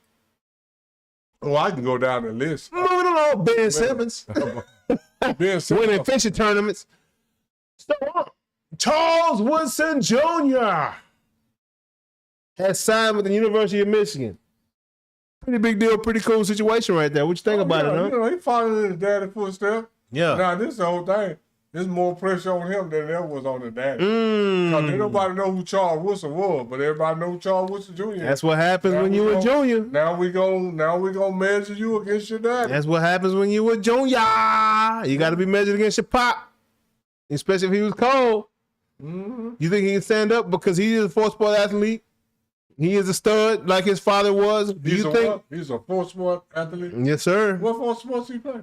Baseball, football, basketball, and track. We know they say all that about track and field and baseball going at the same time. What you mean? It's hard to do that. You're a baseball player and a track runner. Oh, you said it's hard to do? Going at the same time. Oh, yeah, they're in the same season. Absolutely. I was leaving baseball practice. I was leaving baseball practice going to track practice. Yeah, that's hard to do. That's all I'm saying. Multiple times a week. Yeah. Only time I didn't do it was when I had a baseball game. Yeah. Or I had a track meet. Absolutely. So I'm just saying, well, you know, he's a foot.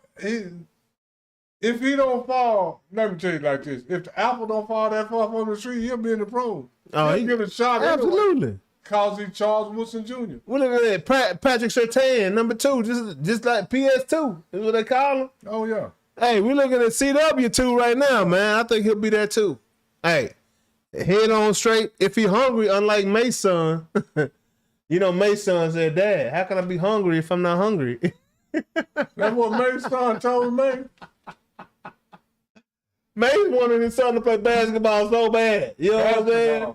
And he was like, "Son, you got to be hungry." He was like, "Well, Dad, I'm not hungry. How can I be hungry if I'm not hungry?" But this what I want to ask Mace. This what I want. Jay. Yeah. What did I just say? That if the apple don't fall from the tree. Yeah. Mace, what have you done? Yeah. If the apple didn't fall from the tree, you ain't did shit. What someone make that your son gonna do shit? Well, Mace went hard though. Evidently, Mace was a very good basketball player back in the gap. Okay. That's what Mace say, right? Mason Cameron. That's what Cameron said it too. Cameron played in Navarro. At Navarro Junior College. Okay, and where else he played? Where else he played? On that microphone. He got that contract. Oh, hey, business decisions, the game of life. You gonna pivot. Well, we're doing all this for one reason, for that money on, huh? And which one came first? Where'd it come from first? They got it in the rap game. If you were in basketball, you wouldn't have had to get the microphone. But he's multi-talented, though. That's like Deuce. You took your ball. So Deuce in football and field. You know what I'm saying? It's not going to be not good in football. So if we choose field, don't talk about football no more. Now, who is it, I'm just telling you the truth. Don't sit up here, Cameron, and tell me how good a basketball player when you played at Navarro Junior College and that's all you did. Don't sit up here and tell me. Now I gotta. Hey, it's a JUCO basketball. Is some studs that come out of JUCO now. What did they go to? I done seen some guys that went to the league, and a lot of them went to D1 after JUCO. They didn't go to be no rapper, right? No. Okay, thank you. No. That's all I'm saying. You proved my point. Spread Webb went to junior college. Yeah. Larry Johnson went to junior college. But this is the thing, they went to the NBA. Yeah. They ain't gonna be no rapper. That's all I'm saying. It's about who cutting that check though. What we doing all this for? Why we playing basketball? Why we doing anything? We want. Why do you think you went to rapping? Because you wasn't that good at basketball. Man. Yeah. The Mason Cameron can talk all this shit they want to. You played in junior college and then played in major college. You know how many N-words did that? Come on, man. Nichols. Yeah. Move it on. Shout out to George Wilson. Yeah, that's all. We think he gonna be solid. Yeah, he gonna be solid, but Mason Cameron, y'all gonna be rappers. Still. Don't tell me about how good you were, because it's the whole thing. Don't nobody want to believe that Unc was good in track and field. Yeah, but I'm gonna tell you like this. But I know it. This is the thing. I was better in track and field than Mason Cameron ever been in basketball. And I know that to be true. Ever. Facts. That's all I'm saying. They never ran no world-class times, and they never did no world-class. You had the #1 time in all the Air Force when you showed up. Yeah, absolutely. They ain't been the #1 in nothing.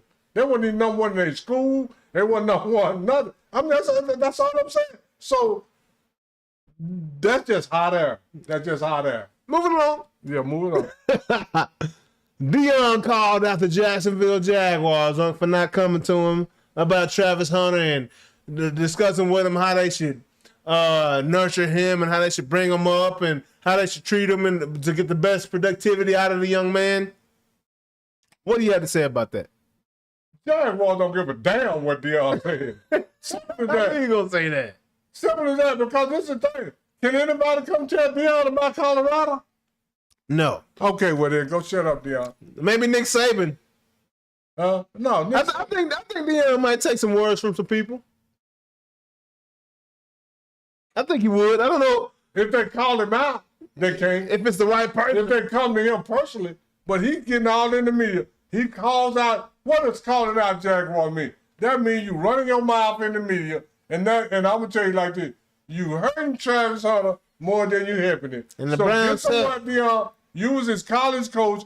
He in the pros now. Now, Dion, you get somewhere and shut the hell up. Now, there's some truth to that. There's some truth to that now. Sit down and shut up. There's a lot of truth to that. But he said they never, during the draft process, during any of the process, never came to him and was like, hey, what makes this guy take? Well, just, we call that a discovery call. You know what I'm saying? We're just uncovering. We're trying to understand gathering requirements. We're trying to understand what makes this guy go. And if I can speed line that process by asking you a few questions, I'm gonna do it, huh? So, in your opinion, what makes this kid go? And I'm gonna try that out. And if I see it works, you know what I'm saying? But if not, like that's just me though. Like I would rather versus starting an entirely new relationship with no information. I would like to have some data. I don't need no data on you, because I'm going to go by what the hell I see. I don't need no data on you, Jay. If you Jay, personality, I'm not talking about physical attributes. I'm talking about personality. I'm talking about knowing the kid for years now. That's the relationship he had with you. That don't have nothing to do with the relationship he got with me. Yeah, true. Simple as that. Facts. That's simple as that. Dion can go somewhere and sit down and quit talking about Shador and Travis Hunter and coach Colorado.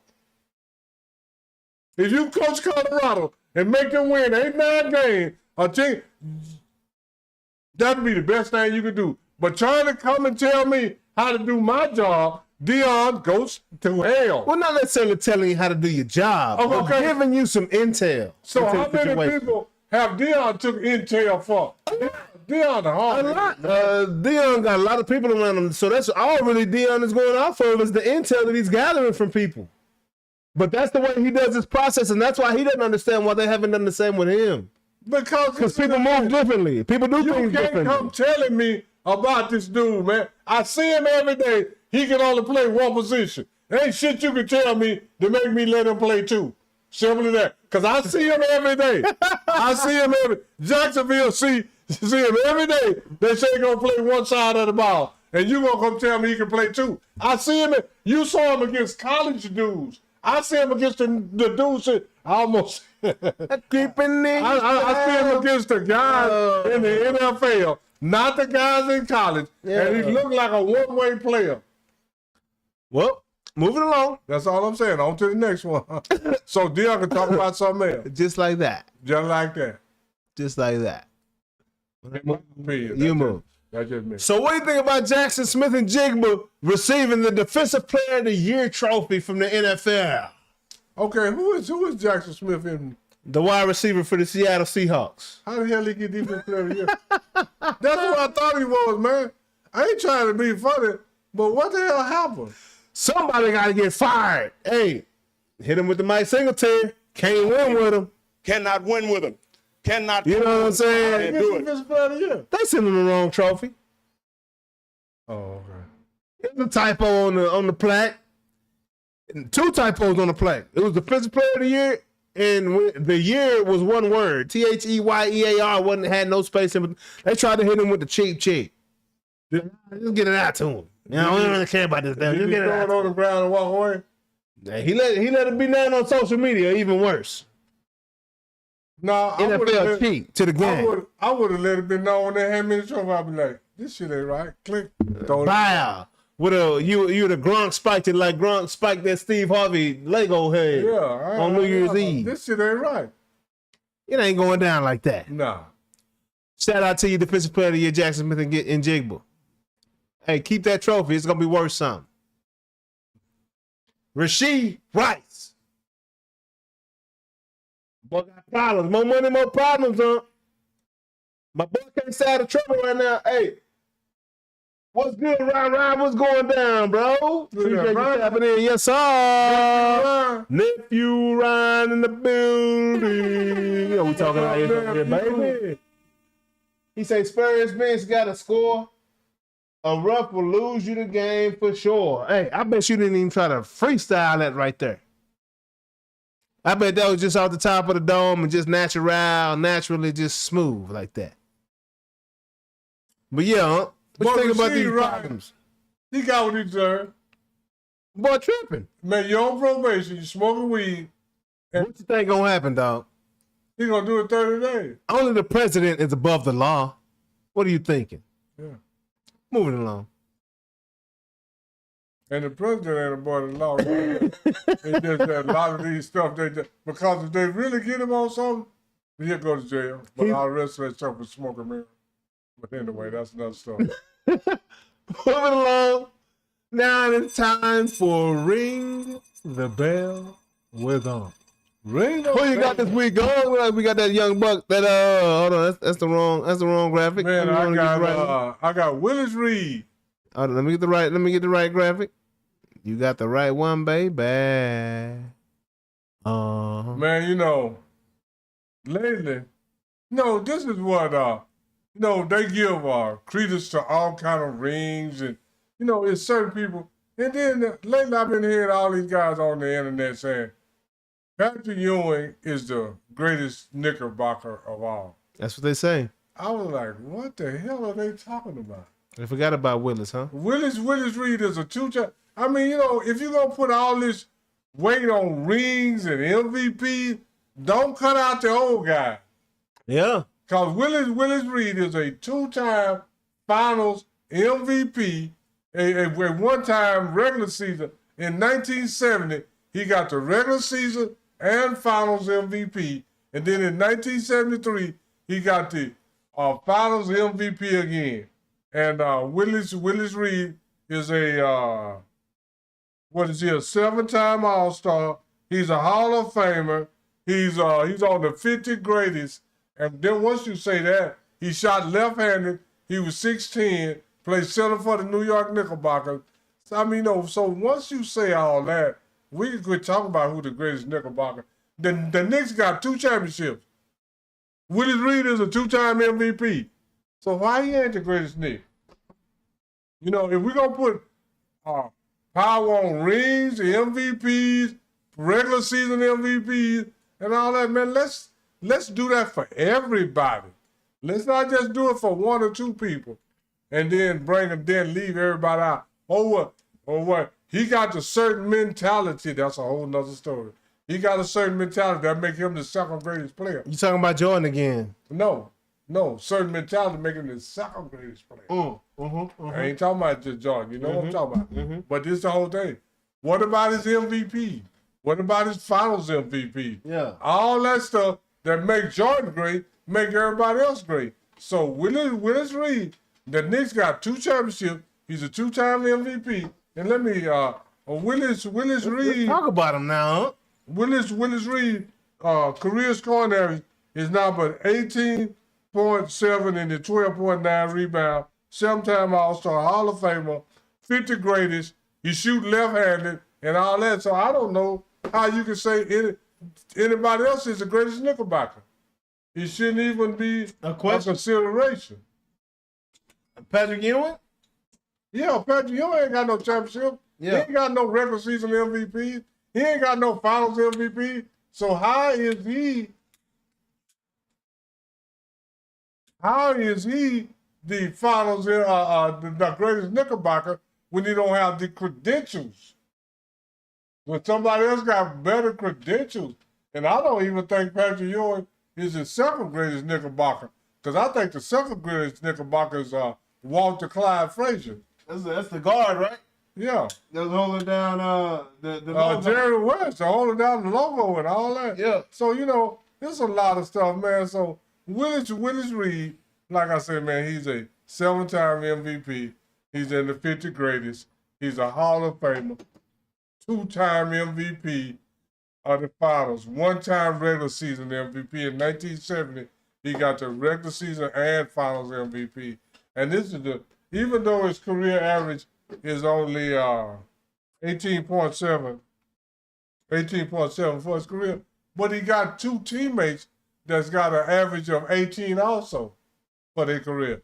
Walt Frazier and Elder Pearl, and then he got another teammate got a 16-point average. So that ball was moving. Yeah, the ball was moving around. It wasn't none of this one guy scoring 30. And the only reason that the ball was moving is because everybody could score. Whoever was open took the shot. It wasn't no, we pass it around till we pass it back to him, then he takes the shot. So who was the modern day equivalent to Willis Reed, huh? Would it be a Joker type? Who played like Willis Reed? The Joker is probably a better passer, but for being 6'10", 6'11", shoot outside, inside, and all that, yeah, the Joker's a good comparison. Straight up? Yeah. Well, I mean, because he had to be giving the ball up. Yeah. And moving without the ball. Well, Joker is probably and the only reason Joker is a better passer is because assists is different than they used to be. Yeah, and the offense runs through Joker like literally the top of the keeper boy.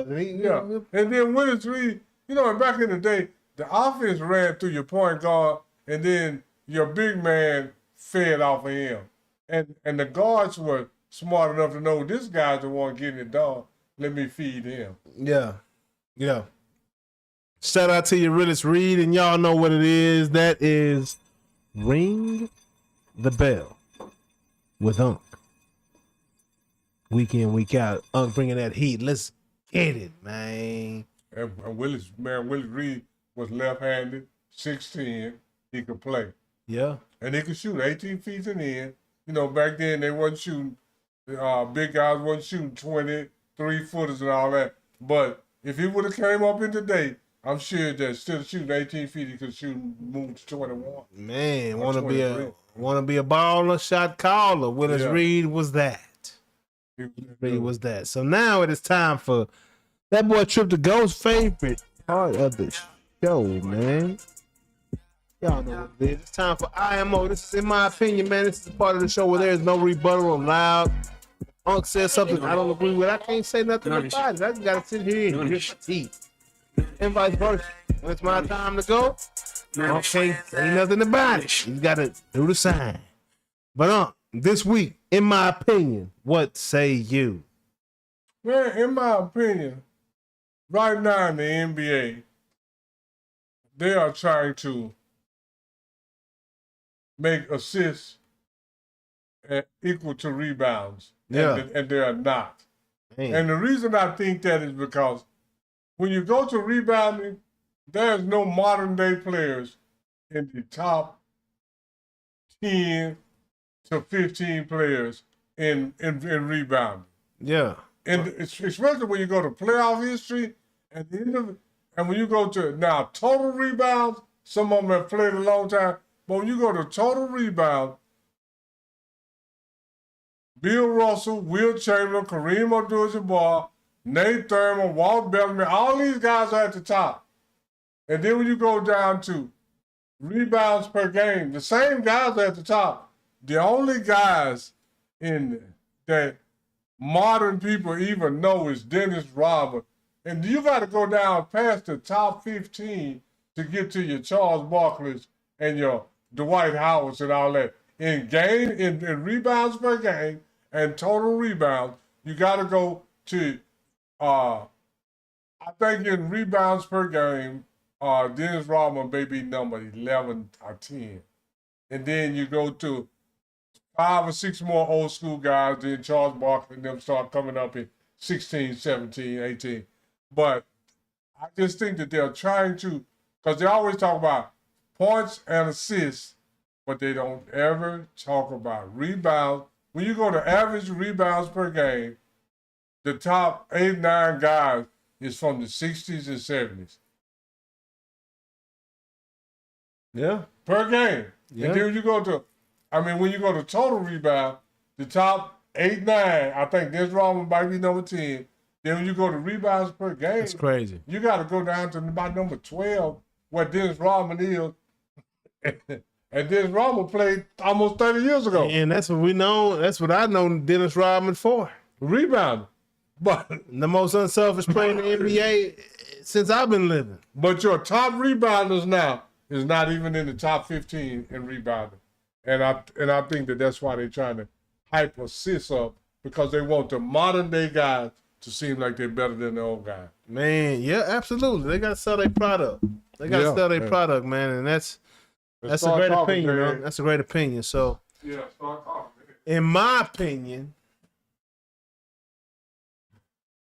this is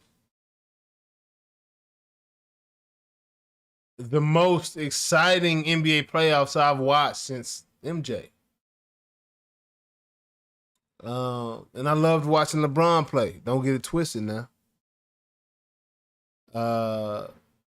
LeBron, those series versus the Celtics with KG and Ray Allen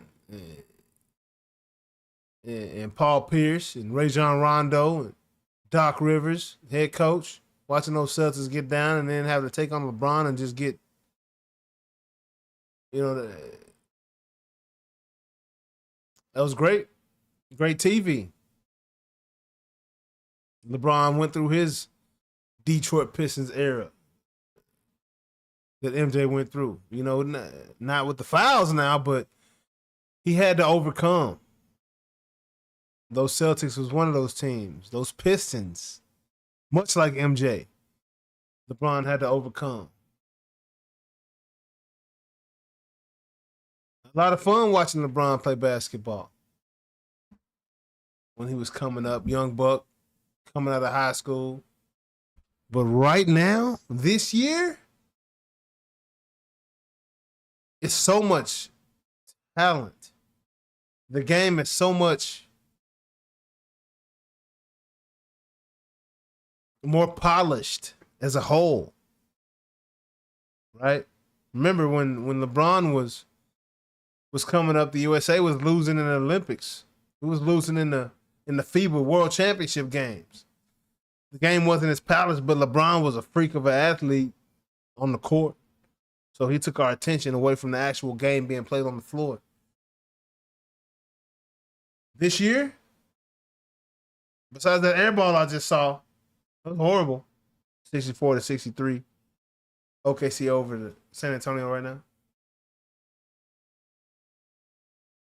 It's some great basketball being played all around.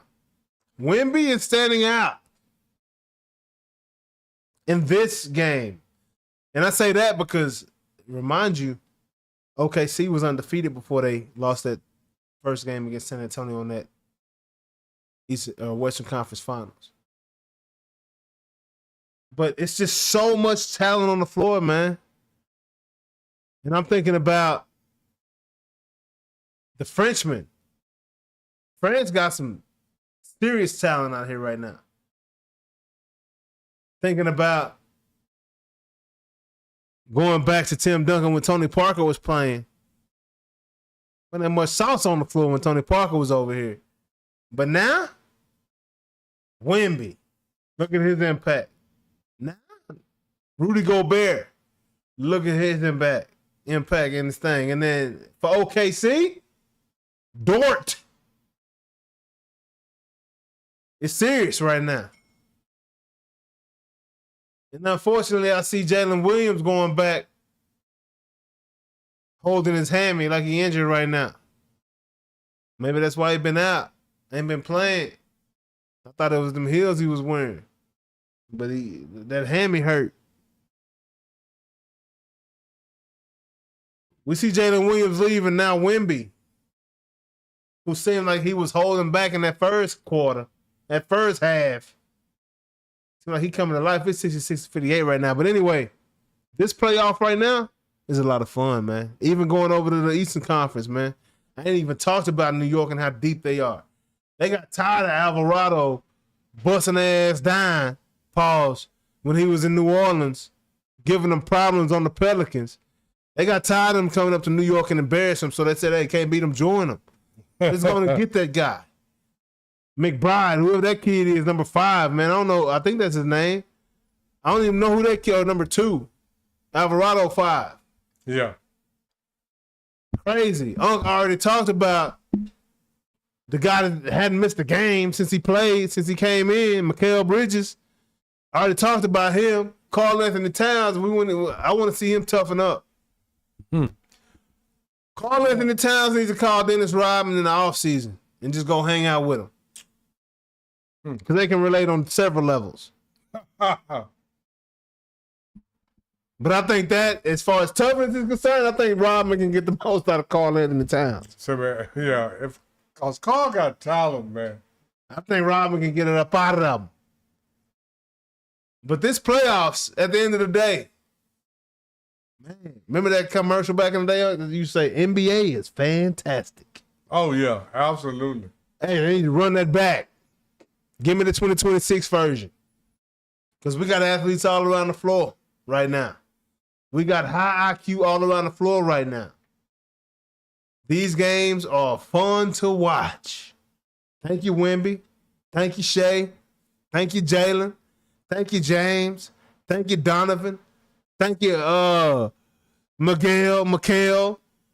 Thank you, Chet. Thank you, WEMBY. Thank you, WEMBY, dog. Thank you. Thank you, De'Aaron Fox. De'Aaron Fox, yeah, thank you. All you young bucks. Hey, it's a fun game to watch right now. The NBA is at a very high level, is all I'm saying. Hey, ratings didn't flip-a-flopper since last year, man.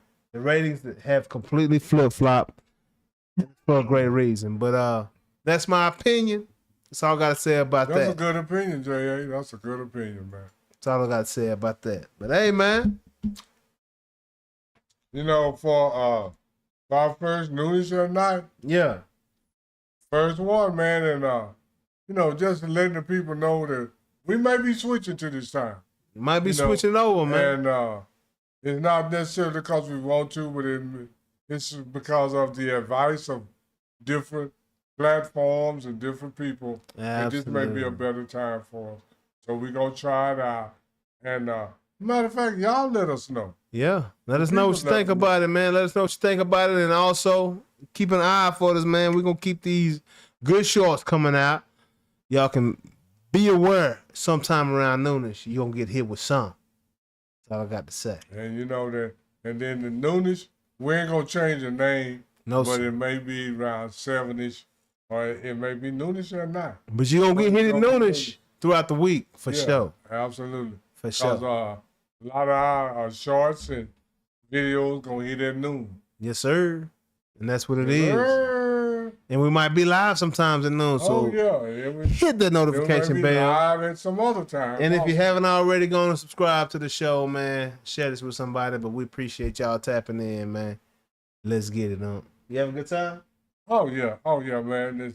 It's all good, you know, because it's hard to rattle off. Because Uncle been through so much, seen so much, heard so much, talked about so much, you know, and been through so much. So coasting at this point, we chilling. Yeah, we chilling. Yes, sir. Appreciate y'all. We'll see y'all next week.